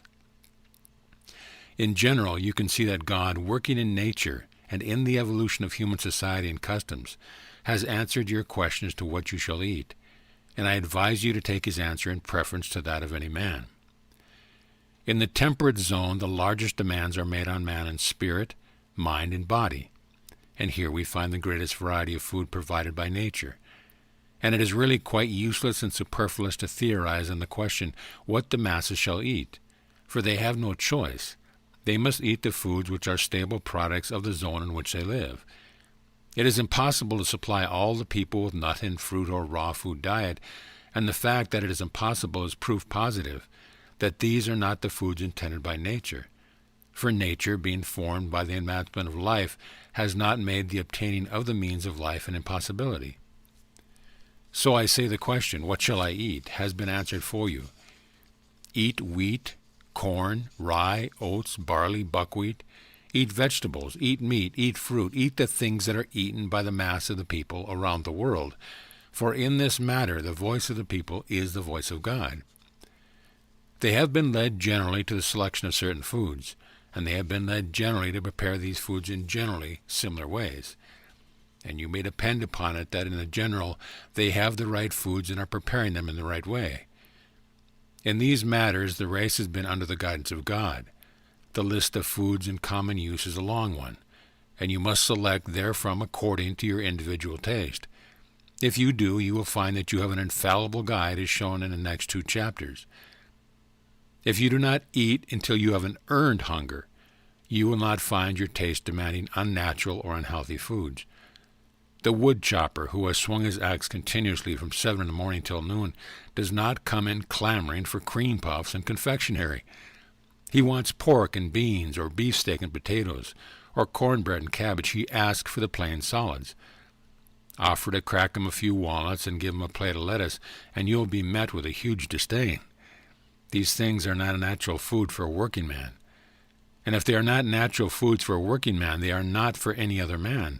For work hunger is the only real hunger, and requires the same material to satisfy it to be in a wood chopper or banker in man, woman, or child. It is a mistake to suppose that food must be selected with anxious care to fit the vocation of the person who eats it.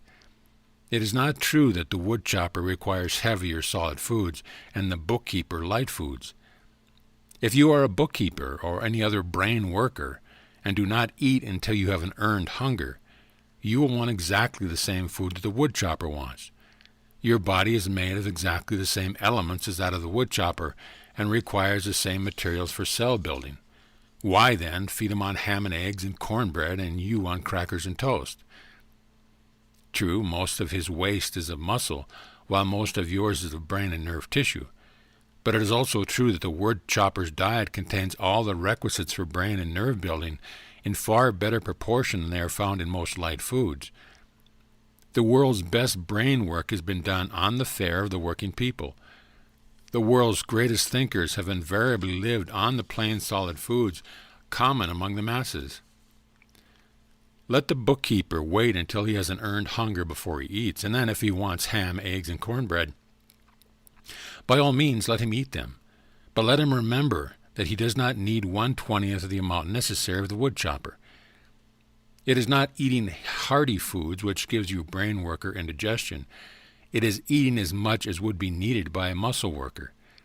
Indigestion is never caused by eating to satisfy hunger. It is always caused by eating to gratify appetite. If you eat in the manner prescribed in the next chapter, your taste will soon become so natural that you will never want anything that you cannot eat with impunity, and you can drop the whole anxious question of what to eat from your mind forever, and simply eat what you want. Indeed, that is the only way to do it if you think no thoughts but those of the health, for you cannot think health so long as you are in a continual doubt and uncertainty as to whether you are getting the right bills of fare. Take no thought of what ye shall eat, said Jesus, and he spoke wisely. The food found on the table of any ordinary middle-class or working-class family will nourish your body perfectly if you eat at the right time and in the right way. If you want meat, eat it, and if you do not want it, do not eat it, and do not suppose that you must find some special substitute for it. You can live perfectly well on what is left on the table after the meat has been removed. It is not necessary to worry about a varied diet so as to get all the necessary elements. The Chinese and Hindus build very good bodies and excellent brains on a diet of a few variations, rice making almost the whole of it. The Scotch are physically and mentally strong on oatmeal cakes, and the Irishman is husky of body and brilliant of mind on potatoes and pork. The wheat berry contains practically all that is necessary for the building of brain and body, and a man can live very well on a mono diet of navy beans. Form a conception of perfect health for yourself, and do not hold any thought which is not a thought of health. Never eat until you have an earned hunger. Remember that it will not hurt you in the least to go hungry for a short time, but it will surely hurt you to eat when you are not hungry.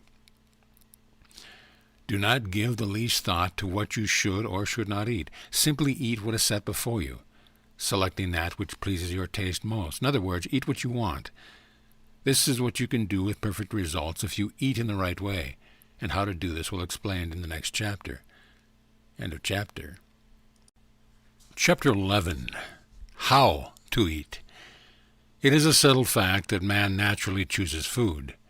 The food faddists who maintain it we should bolt our nourishment after the manner of a dog and others of lower animals can no longer get a hearing. We know that we should chew our food.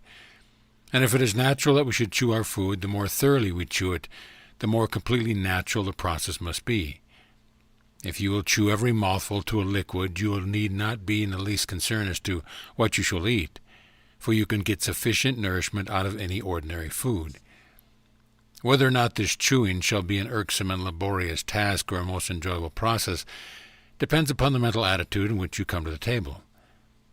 If your mind and attitude are on other things, or if you are anxious or worried about business or domestic affairs, you will find it almost impossible to eat without bolting more or less of your food.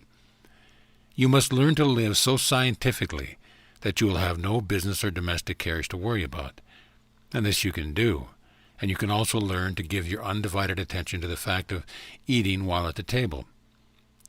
When you eat, do so with an eye single to the purpose of getting all the enjoyment you can from that meal.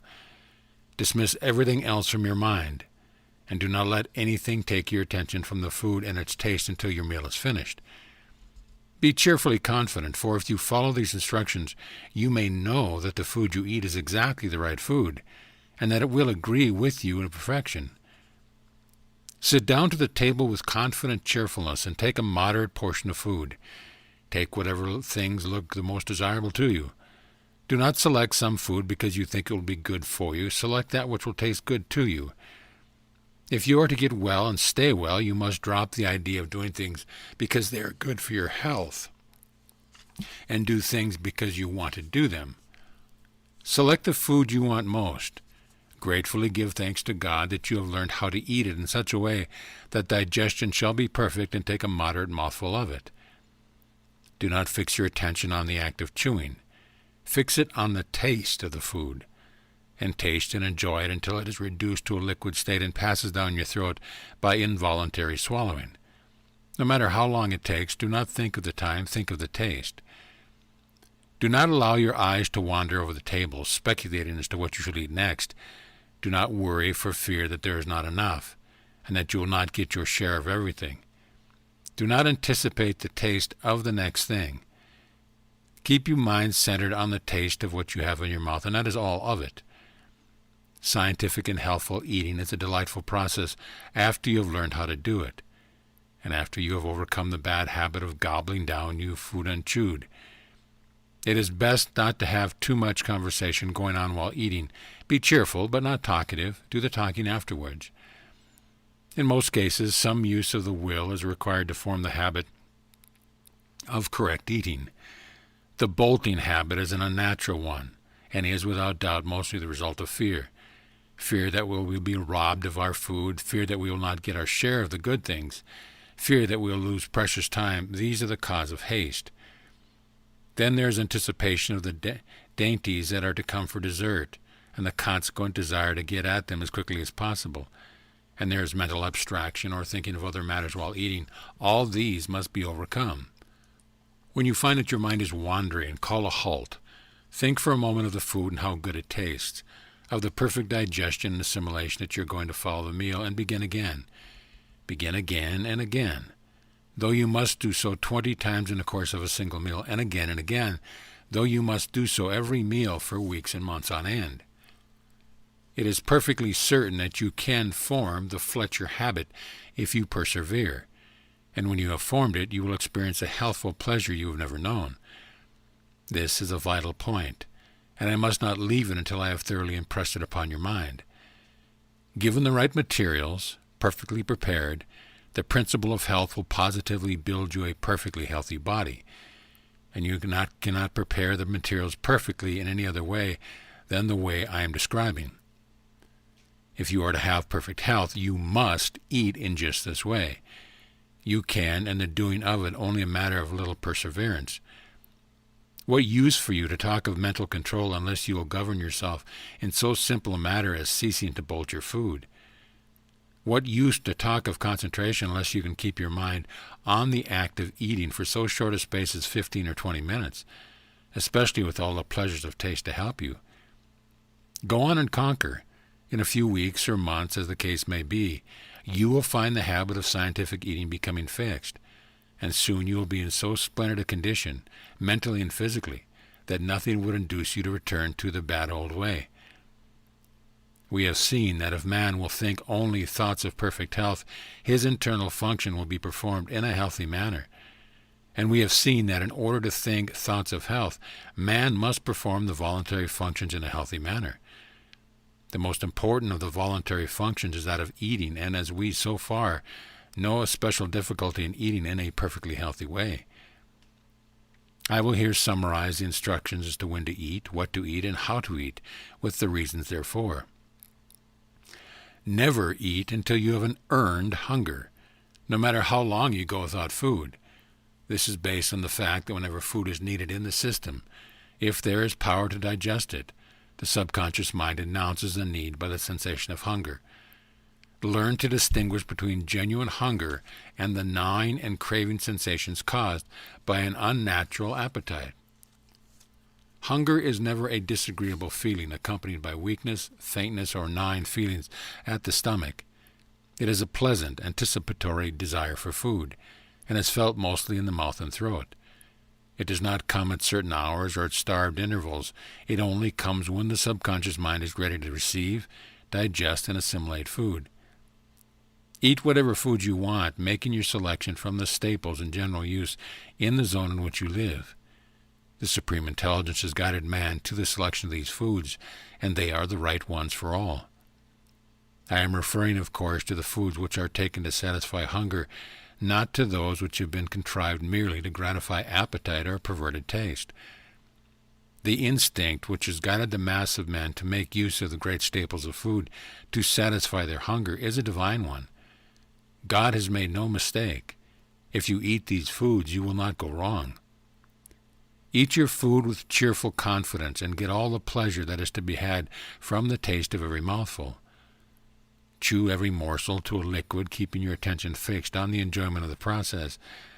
This is the only way to eat in perfectly complete and successful manner, and when anything is done in a completely successful manner, the general result cannot be a failure. In the attainment of health, the law is the same as in the attainment of riches. If you make each act a success in itself, the sum of all your acts must be success. When you eat in the mental attitude I have described and in the manner I have described, nothing can be added to the process. It is done in a perfect manner, and it is successfully done. And if eating is successfully done, digestion, assimilation, and the building of a healthy body are successfully begun. We next take up the question of the quantity of the food required. End of chapter. Chapter 12, Hunger and Appetite. It is very easy to find the correct answer to the question, how much shall I eat? You are never to eat until you have an earned hunger, and you are to stop eating the instant you begin to feel that your hunger is abating. Never gorge yourself, never eat to repletion. When you begin to feel that your hunger is satisfied, know that you have enough, for until you have enough, you will continue to feel the sensation of hunger. If you eat as directed in the last chapter, it is probable that you will begin to feel satisfied before you have taken half your usual amount, but stop there all the same. No matter how delightfully attractive the dessert or how tempting the pie or pudding, do not eat a mouthful of it if you find that your hunger has been in the least degree assuaged by the other foods you have taken. Whether you eat after your hunger begins to abate is taken to gratify taste and appetite, not hunger, and is not called by nature at all. It is therefore excess, mere debauchery, and it cannot fail to work mischief. This is a point you will need to watch with nice discrimination, for the habit of purely eating for sensual gratification is very deeply rooted with most of us. The usual dessert of sweet and tempting foods is prepared solely with the view to inducing people to eat after hunger has been satisfied, and all the effects are evil. It is not that the pie and cakes are unwholesome foods. They are usually perfectly wholesome if eaten to satisfy hunger and not to gratify appetite.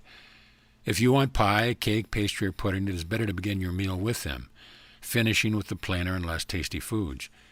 You will find, however, that if you eat as directed in the preceding chapter, the plainest food will soon come to taste like keenly fare to you, for your sense of taste, like all your other senses, will become so acute with a general improvement in your condition that you will find new delights in common things. No glutton ever enjoyed a meal like the man who eats for hunger only, who gets the most out of every mouthful, and who stops on the instant that he feels the edge taken from his hunger. The first intimation that hunger is abating is the signal from the subconscious mind that it is time to quit. The average person who takes up this plan of living well will be greatly surprised to learn how little food is really required to keep the body in perfect condition. The amount depends upon the work, upon how much muscular exercise is taken, and upon the extent to which the person is exposed to cold. The wood chopper who goes into the forest in the wintertime and swings his axe all day can eat 2 full meals. But the brain worker who sits all day in a chair in a warm room does not need 1/3 and often not 1/10 as much. Most wood choppers eat 2 or 3 times as much, and most brain workers from 3 to 10 times as much as nature calls for. And the elimination of this vast amount of surplus rubbish from their system is a tax of vital energy, which in time depletes their energy and leaves them an easy prey to so-called disease. Get all possible enjoyment out of the taste of your food, but never eat anything merely because it tastes good. And on the instant that you feel your hunger is less keen, stop eating. If you'll consider for a moment, you will see that there is positively no other way for you to settle these various food questions than by adapting the plan here laid down for you. As to the proper time to eat, there is no other way to decide than to say that you should eat whenever you have an earned hunger. It is a self-evident proposition that it is the right time to eat, that any other is wrong time to eat. As to what to eat, the eternal wisdom has decided that the masses of men shall eat the stable product of the zones in which they live. The stable foods of your particular zone are the right foods for you, and the eternal wisdom, working in and through the minds of the masses of men, has taught them how to best prepare the foods by cooking and otherwise. And as how to eat, you know that you must chew your food, and it must be chewed. Then reason tells us that the more thorough and perfect the operation, the better. I repeat that success in anything is attained by making each separate act a success in itself. If you make each action, however small and unimportant, a thoroughly successful action, your day's work as a whole cannot result in failure. If you make the action of each day successful, the sum total of your life cannot be failure. A great success is the result of doing a large number of little things and doing each one in a perfectly successful way. If every thought is a healthy thought, and if every action of your life is performed in a healthy way, you must soon attain to perfect health. It is impossible to devise a way in which you can perform the act of eating more successfully, and in a manner more in accord with the laws of life, than by chewing every mouthful to liquid, enjoying the taste fully and keeping a cheerful confidence the while. Nothing can be added to make the process more successful. Whether if anything be subtracted, the process will not be a completely healthy one. In the matter of how much to eat, you will also see there that could be no other guide so natural, so safe, and so reliable as the one I have prescribed. To stop eating on the instant you feel that your hunger begins to abate.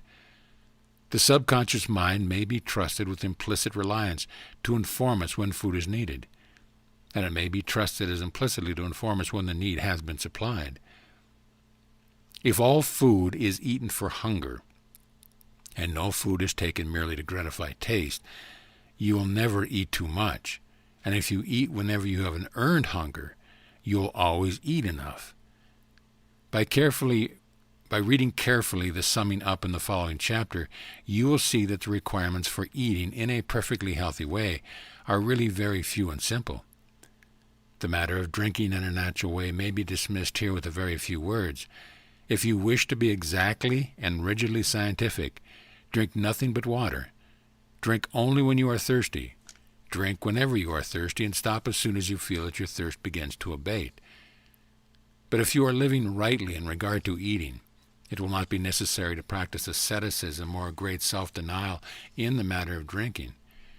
You can take an occasional cup of weak coffee without harm. You can, to a reasonable extent, follow the customs of those around you.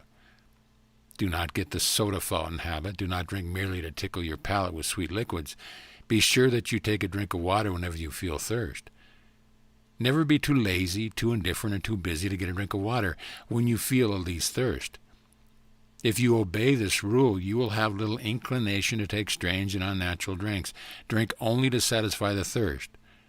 Drink whenever you feel thirst, and stop drinking as soon as you feel thirst abating. That is the perfectly healthy way to supply the body with the necessary fluid material for its internal process. End of chapter. Chapter 13. In a nutshell. There is a cosmic life which permeates, penetrates, and fills the inner spaces of the universe, being in and through all things. This life is not merely a vibration or form of energy. It is a living substance. All things are made from it. It is all and in all. This substance thinks, and it assumes the form of that which thinks about. The thought of a form, and this substance creates the form. The thought of a motion institutes the motion. The visible universe with all its forms and motions exists because it is in the thought of original substance. Man is a form of original substance and can think original thoughts, and within himself, man's thoughts have controlling or formative power. The thought of a condition produces that condition. The thought of a motion institutes that motion. So long as man thinks of the condition and motions of disease, so long will the condition and motion of disease exist within him. If man will think only of perfect health, the principle of health within him will maintain normal conditions. To be well, man must form a conception of perfect health and hold thoughts harmonious with that conception as regard himself and all things. He must think only of healthy conditions and functioning. He must not permit a thought of unhealthy or abnormal conditions or functioning to find lodgment in his mind at any time. In order to think only of healthy conditions and functioning, man must perform the voluntary acts of life in a perfectly healthy way. He cannot think perfect health so long as he knows that he is living in wrong or unhealthy way, or even so long as he has doubts as to whether or not he is living in a healthy way. Man cannot think thoughts of perfect health while his voluntary functions are performed in the manner of one who is sick. The voluntary functions of life are eating, drinking, breathing, and sleeping. When a man thinks only of healthy conditions and functioning, and performs these externals in a perfectly healthy manner, he must have perfect health. In eating, man must learn to be guided by his hunger. He must distinguish between hunger and appetite, and between hunger and the craving of habit. He must never eat unless he feels an earned hunger. He must learn that genuine hunger is never present after natural sleep, and that the demand for an early morning meal is purely a matter of habit and appetite. And he must not begin his day by eating in violation of natural law. He must wait until he has an earned hunger, which in most cases will make his first meal come at about the noon hour. No matter what his condition, vocation, or circumstance, he must make it his rule not to eat until he has an earned hunger.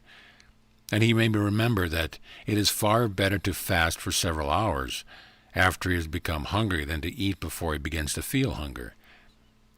It will not hurt you to go hungry for a few hours even though you are working hard, but it will hurt you to fill your stomach when you are not hungry whether you are working or not.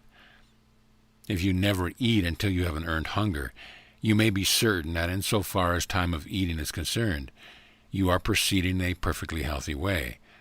This is a self-evident proposition. As to what he shall eat, man must be guided by the intelligence which is arranged that the people of any given portion of the earth's surface must live on the stable products of the zone which they inhabit. Have faith in God and ignore food science of every kind. Do not pay the slightest attention to the controversies as to the relative merits of cooked and raw food, of vegetables and meats, or as to your need for carbohydrates and protein. Eat only when you have an earned hunger, and then take the common foods of the masses of the people in the zone in which you live, and have perfect condition that the results will be good, and they will be. Do not seek for luxuries or for things imported or fixed upon to tempt the taste. Stick to the plain solids, and when those do not taste good, fast until they do. Do not seek for light foods, for easily digestible or healthy foods. Eat what the farmers and working men eat. Then you will be functioning in a perfectly healthy manner, so far as to what to eat is concerned. I repeat, if you have no hunger or taste for the plain food, do not eat at all. Wait until hunger comes. Go without eating until the plainest food tastes good to you, and then begin your meal with what you like best. In deciding how much to eat, man must be guided by reason. We can see that the abnormal state of hurry and worry produced by wrong thinking about business and similar things have led us to form the habit of eating too fast and chewing too little. Reason tells us that food should be chewed, and that the more thoroughly it is chewed, the better it is prepared for the chemistry of digestion. Furthermore, we can see that the man who eats slowly and chews his food to the liquid, keeping his mind on the process and giving it his undivided attention, will enjoy more of the pleasure of taste than he who bolts his food with his mind on something else. To eat in a perfectly healthy manner, man must concentrate his attention on the act with cheerful enjoyment and confidence. He must taste his food, and he must reduce each mouthful to a liquid before swallowing it. The foregoing instructions, if followed, make the function of eating completely perfect. Nothing can be added as to what, when, and how. In the matter of how much to eat, man must be guided by the same inward intelligence or principle of health which tells him when food is wanted. He must stop eating in the moment that he feels hunger abating. He must not eat beyond this point to gratify taste. If he ceases to eat in that instant, the inward demand for food ceases. He will never overeat, and the function of supplying the body with food will be performed in a perfectly healthy manner. The matter of eating naturally is a very simple one. There is nothing in all the foregoing that cannot be easily practiced by any one. This method, put in practice, will infallibly result in perfect digestion and assimilation, and all anxiety and careful thought concerning the matter can at once be dropped from the mind. Whenever you have an earned hunger, eat with thankfulness what is set before you, chewing each mouthful to a liquid and stopping when you feel the edge taken from your hunger. The importance of the mental attitude is sufficient to justify an additional word. While you are eating, as at all other times, think only of healthy conditions and normal functioning. Enjoy what you eat. If you carry on a conversation at table, talk of the goodness of the food and of the pleasure it is giving you. Never mention that you dislike this or that. Speak only of those things which you like. Never discuss the wholesomeness or unwholesomeness of food. Never mention or think of unwholesomeness at all. If there is anything on the table for which you do not care, pass it by in silence or with a word of commendation. Never criticize or object to anything. Eat your food with gladness and with singleness of heart, praising God and giving thanks. Let your watchword be perseverance whenever you fall into the old ways of hasty eating, or of wrong thought and speech. Bring yourself up short and begin again. It is of the most vital importance to you that you should be a self-controlling and self-directing person, and you can never hope to become so unless you can master yourself in so simple and a fundamental a matter as the manner and method of your eating. If you cannot control yourself in this, you cannot control yourself in anything that would be worthwhile. On the other hand, if you carry out the foregoing instructions, you may rest in the assurance that insofar as right thinking and right eating are concerned, you are living in a perfectly scientific way, and you may also be assured that if you practice what is prescribed in the following chapters, you will quickly build your body into a condition of perfect health. End of chapter. Chapter 14. Breathing. The function of breathing is a vital one, and it is immediately concerning the continuance of life. We can live many hours without sleeping or many days without eating or drinking, but only a few minutes without breathing. The act of breathing is involuntary, but the manner of it and the provision of the proper condition for its healthy performance falls within the scope of volition. Man will continue to breathe involuntarily, but he can voluntarily determine what he shall breathe, and how deeply and thoroughly he shall breathe, and he can, of his own volition, keep the physical mechanism and condition for the perfect performance of function. It is essential, if you wish to breathe in a perfectly healthy way, that the physical machinery used in the act should be kept in good condition. You must keep your spine moderately straight, and the muscles of your chest must be flexible and free in action. You cannot breathe in the right way if your shoulders are stooped forward and your chest hollow and rigid. Sitting or standing at work in a slightly stooping position tends to produce hollow chest. So does lifting heavy weights or light weights. The tendency of work of almost any kind is to pull the shoulders forward, curve the spine, and flatten the chest. And if the chest is greatly flattened, full and deep breathing becomes impossible, and perfect health is out of the question. Various gymnastic exercises have been devised to counteract the effect of stooping while at work, such as hanging by the hands from a swing or trapeze bar, or sitting on a chair with the feet under some heavy article of furniture and bending backward until the head touches the floor, and so on. All these are good enough in their way, but very few people will follow them long enough and regularly enough to accomplish any real gain in physique. The taking of health exercise of any kind is burdensome and unnecessary. There is a more natural, simpler, and much better way.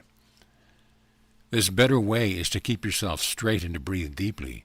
Let your mental conception of yourself be that you are a perfectly straight person, and whenever the matter comes to your mind, be sure that you instantly expand your chest, throw back your shoulders, and straighten up. And whenever you do this, slowly draw in your breath until you fill your lungs to their utmost capacity. Crowd in all the air you possibly can.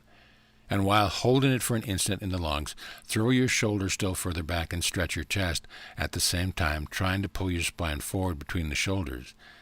Then let the air go easily.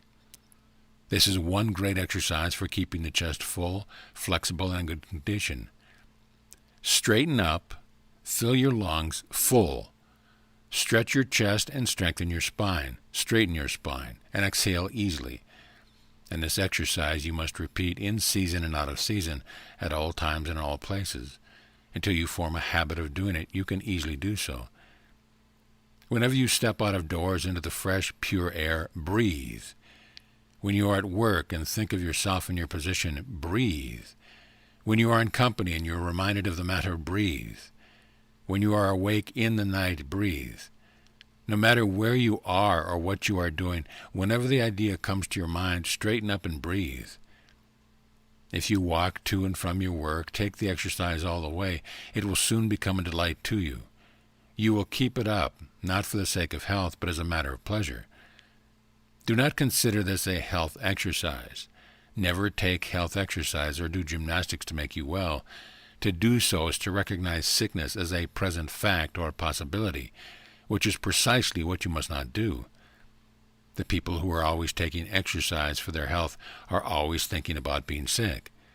It ought to be a matter of pride with you to keep your spine straight and strong, so much so that it keeps your faith clean. Keep your spine straight and your chest full and flexible for the same reason that you keep your hands clean and your nails manicured, because it is slovenly to do otherwise. Do it without a thought of sickness, present or possible. You must either be crooked and unsightly, or you must be straight. And if you are straight, your breathing will take care of itself. You will find the matter of health exercise referred to again in a future chapter.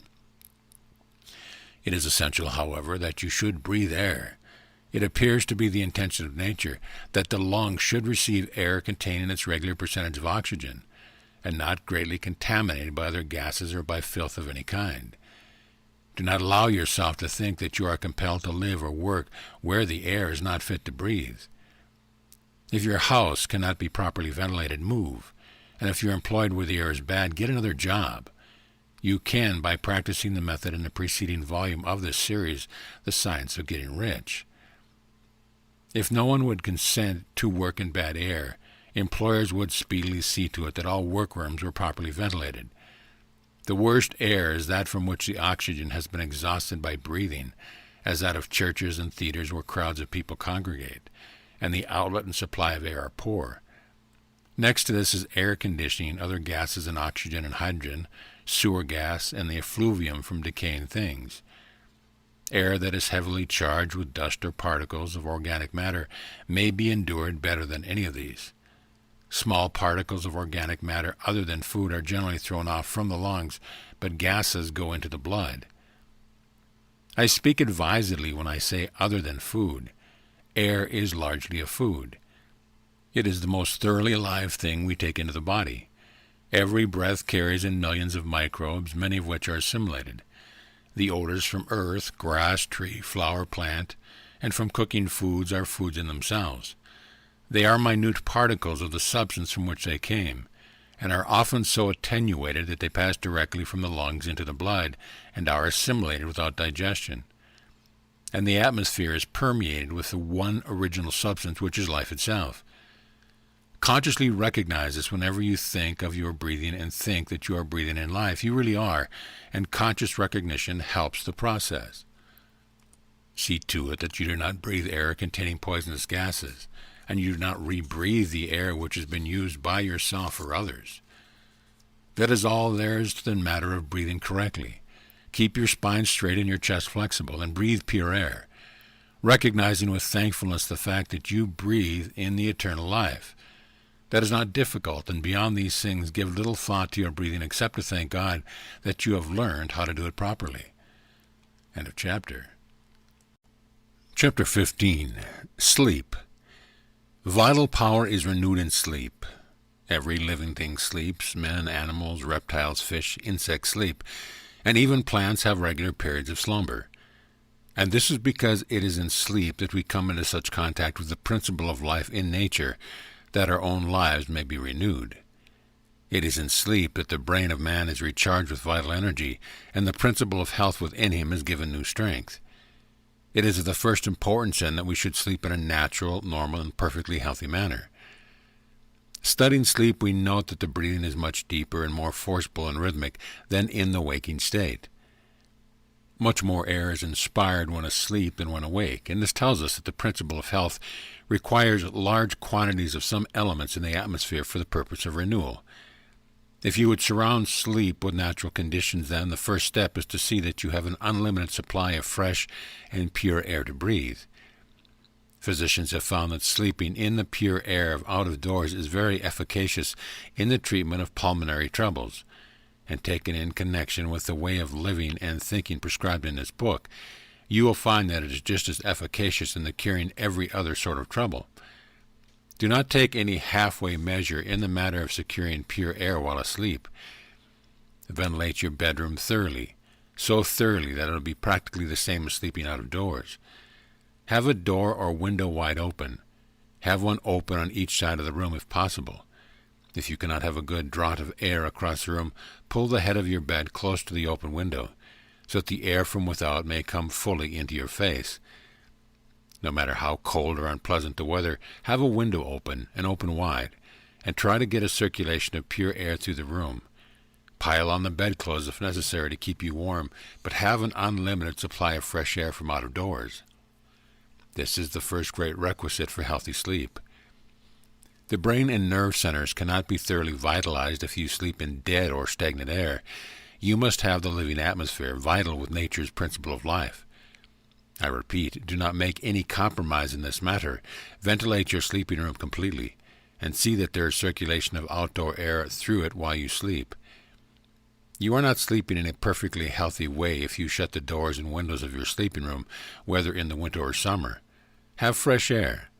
If you are where there is no fresh air, move. If your bedroom cannot be ventilated, get into another house. Next in importance is the mental attitude in which you go to sleep. It is well to sleep intelligently, purposely, knowing that you do it for it. Lie down thinking that sleep is an infallible vitalizer, and go to sleep with a confident faith that your strength is to be renewed, that you will awake full of vitality and health. Put purpose into your sleep, and as you do it into your eating, give the matter your attention for a few minutes as you go to rest. Do not seek your couch with a discouraged or depressed feeling. Go there joyously to be made whole. Do not forget the exercise of gratitude in going to sleep before you close your eyes. Give thanks to God for having shown you the way to a perfect health, and go to sleep with this grateful thought uppermost in your mind. A bedtime prayer of thanksgiving is a mighty good thing. It puts the principle of health within you into communication with its source. from which it is to receive new power while you are in the silence of unconsciousness. You may see that the requirements for perfectly healthy sleep are not difficult. First, to see that you breathe pure air from out of doors while you sleep, and second, to put you into touch with the living substance by a few minutes of grateful meditation as you go to bed. Observe these requirements. Go to sleep in a thankful and confident frame of mind, and all will be well. If you have insomnia, do not let it worry you. While you lie awake, form your conception of health, meditate with thankfulness on the abundant life which is yours, breathe and feel perfectly confident that you will sleep in due time, and you will.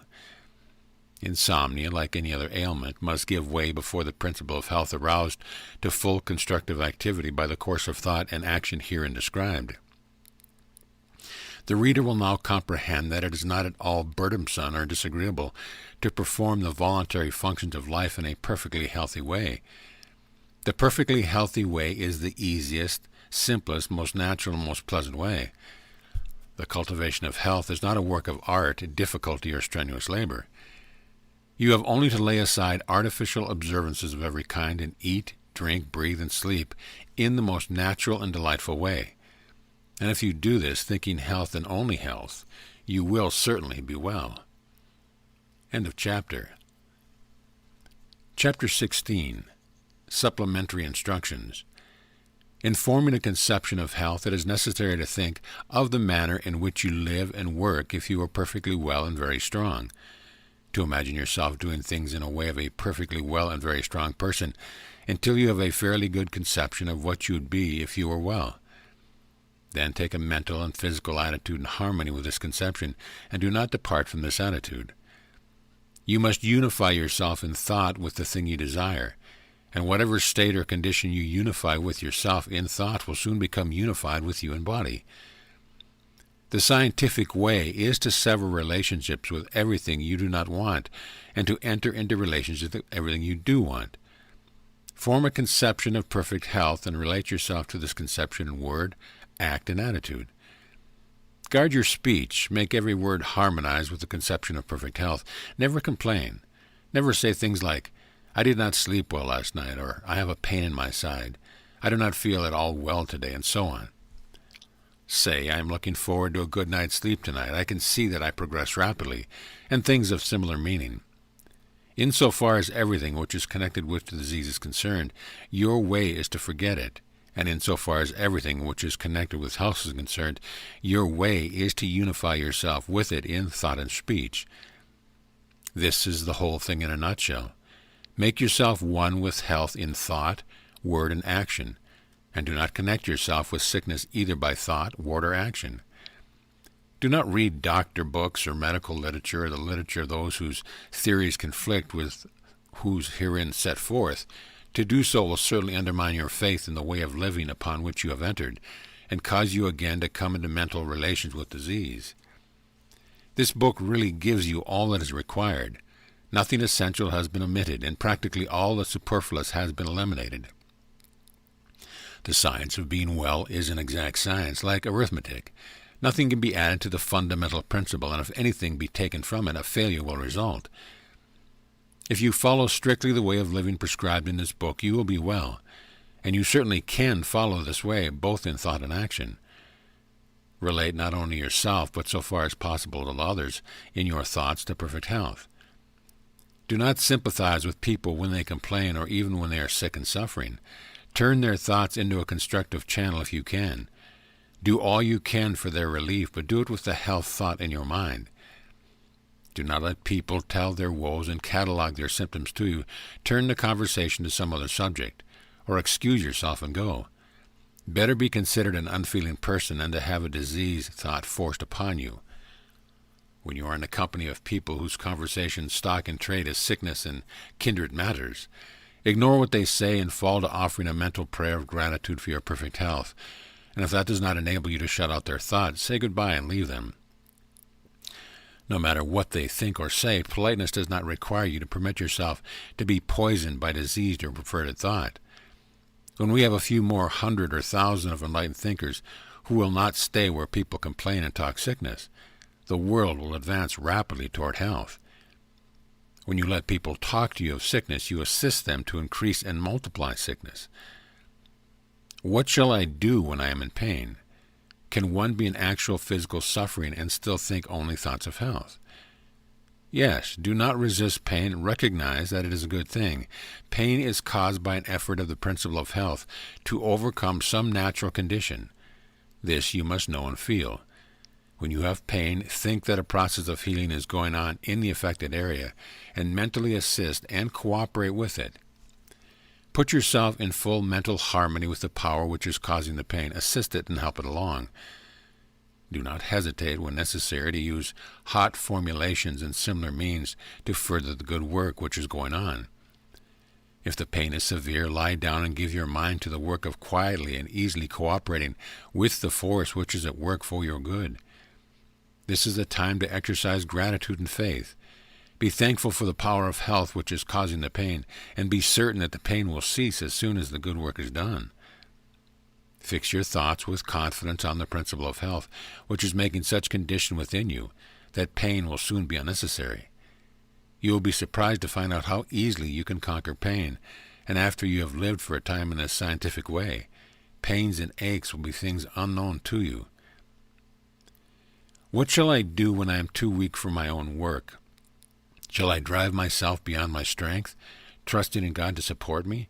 Shall I go on like the runner expecting a second wind? No, better not. When you begin to live in the way, you will probably not be of normal strength, and you will gradually pass from a low physical condition to a higher one. If you relate yourself mentally with health and strength, and perform the voluntary functions of life in a perfectly healthy manner, your strength will increase from day to day. But for a time you may have days when your strength is insufficient for the work you would like to do. At such a time, rest and exercise gratitude. Recognize the fact that your strength is growing rapidly, and feel a deep thankfulness to the living one for whom it comes.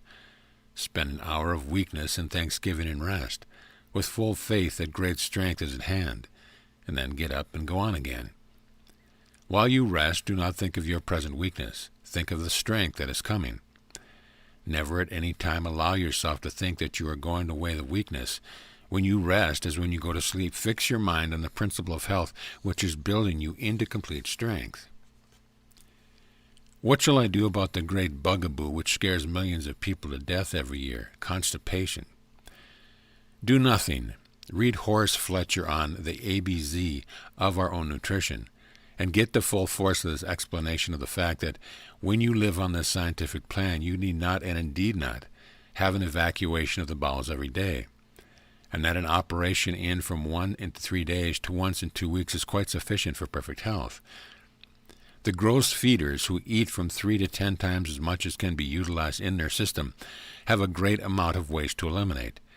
But if you live in a manner we have described, it will be otherwise with you.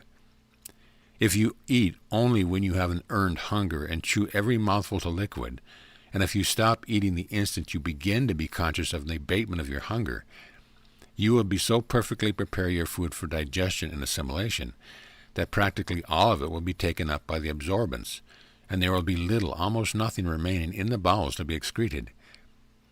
If you are able to entirely banish from your memory all that you have read in doctor books and patent medicine advertisements concerning constipation, you need give this matter no further thought at all. The principle of health will take care of you. But if your mind has been filled with fear thought in regard to constipation, it may be well in the beginning for you to occasionally flush the colon with warm water. There is not the least need of doing it except to make the process of your mental emancipation from fear a little easier. It may be worthwhile for that. And as soon as you see that you are making good progress, that you have cut down your quantity of food, and are really eating in the scientific way, dismiss constipation from your mind forever. You have nothing more to do with it. Put your trust in that principle within you, which has the power to give you perfect health. Relate it by your reverent gratitude to the principle of life, which is all power, and go on your way of rejoicing. What about exercise? Every one is the better for a little all-around use of the muscles every day, and the best way to get this is to do it by engaging in some form of play or amusement. Get your exercise in the natural way as recreation, not a forced stunt for health's sake alone. Ride a horse or bicycle, play tennis or tent pins, or toss a ball. Have some avocation like gardening in which you can spend an hour every day with pleasure and profit. There are 1,000 ways in which you can get exercise enough to keep your body supple and your circulation good, and yet not fall into the rut of exercising for your health. Exercise for fun and profit. Exercise because you are too healthy to sit still, and not because you wish to become healthy or remain so. Are long continued fasts necessary? Seldom, if ever. The principle of health does not often require 20, 30, or 40 days to get ready for action under normal circumstances. Hunger will come in much less time. In most long fasts, the reason hunger does not come sooner is because it has been inhibited by the patient himself. He begins the fast with the fear, if not actually with the hope, that it will be many days before hunger comes. The literature he has read on the subject has prepared him to expect a long fast, and he is grimly determined to go on to finish. Let the time be as long as it will, and the subconscious mind, under the influence of powerful and positive suggestion, suspends hunger. When, for any reason, nature takes away your hunger, go cheerfully on with your usual work, and do not eat until she gives it back. No matter if it is 2, 3, 10 days or longer, you may be perfectly sure that when it is time for you to eat, you will be hungry, and if you are cheerfully confident and keep your faith in health, you will suffer from no weakness or discomfort caused by abstinence. When you are not hungry, you will feel stronger, happier, and more comfortable if you do not eat than if you do eat, no matter how long the fast. And if you live in the scientific way described in this book, you will never have to take long fasts. You will seldom miss a meal, and you will enjoy your meals even more than ever before. Get an earned hunger before you eat, and whenever you get an earned hunger, eat. End of chapter. Chapter 17. A summary of the science of being well. Health is perfectly natural, functioning, normal living. There is a principle of health in the universe. It is the living substance from which all things are made. This living substance permeates, penetrates, and fills the interspace of the universe. In its invisible state, it is in and through all forms, and yet all forms are made of it. To illustrate, suppose that a very fine and highly diffusible aqueous vapor should permeate and penetrate a block of ice. The ice is formed from living water, and is living water in form, while the vapor is also living water, unformed, permeating a form made from itself. This illustration will explain how living substance permeates all form made from it. All life comes from it. It is all the life there is. This universal substance is a thinking substance and takes the form of its thought. The thought of a form held by it creates the form, and a thought of motion causes the motion. It cannot help thinking, and so is forever creating, and it must move on toward fuller and more complete expression of itself. This means toward more complete life and more perfect functioning, and that means toward perfect health. The power of the living substance must always be exerted toward the perfect health. It is a force in all living things, making for perfect functioning. All things are permeated by a power which makes for health. Man can relate himself to this power and ally himself with it. He can also separate himself from it in its thought. Man is a form of this living substance and has within him a principle of health. This principle of health, when in full constructive activity, causes all the involuntary functions of man's body to be perfectly performed. Man is a thinking substance, permeating a visible body, and the process of his body are controlled by his thoughts. When a man thinks only thoughts of perfect health, the internal process of his body will be those of perfect health. Man's first step toward perfect health must be to form a conception of himself as perfectly healthy, and as doing all things in the way and manner of a perfectly healthy person. Having formed this conception, he must relate himself to it in all thoughts, and sever all thought relations with disease and weakness. If he does this and thinks his thoughts of health with positive faith, man will cause the principle of health within him to become constructively active and to heal all his disease. He can receive additional power from the universal principle of life by faith, and he can acquire faith by looking to this principle of life with reverent gratitude for the health it gives him. If man will consciously accept the health which is being continually given to him by the living substance, and if he will be duly grateful, he will develop faith. Man cannot think only thoughts of perfect health unless he performs the voluntary functions of life in a perfectly healthy manner. These voluntary functions are eating, drinking, breathing, and sleeping. If man thinks only thoughts of health, has faith in health, and eats, drinks, breathes, and sleeps in a perfectly healthy way, he must then have perfect health.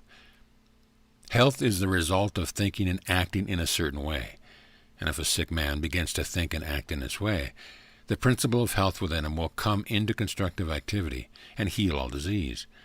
This principle of health is the same in all, and is related to the life principle of the universe, is able to heal every disease, and will come into activity whenever a man thinks and acts in accordance with the science of being well. Therefore, every man can attain to perfect health. End of chapter. End of book.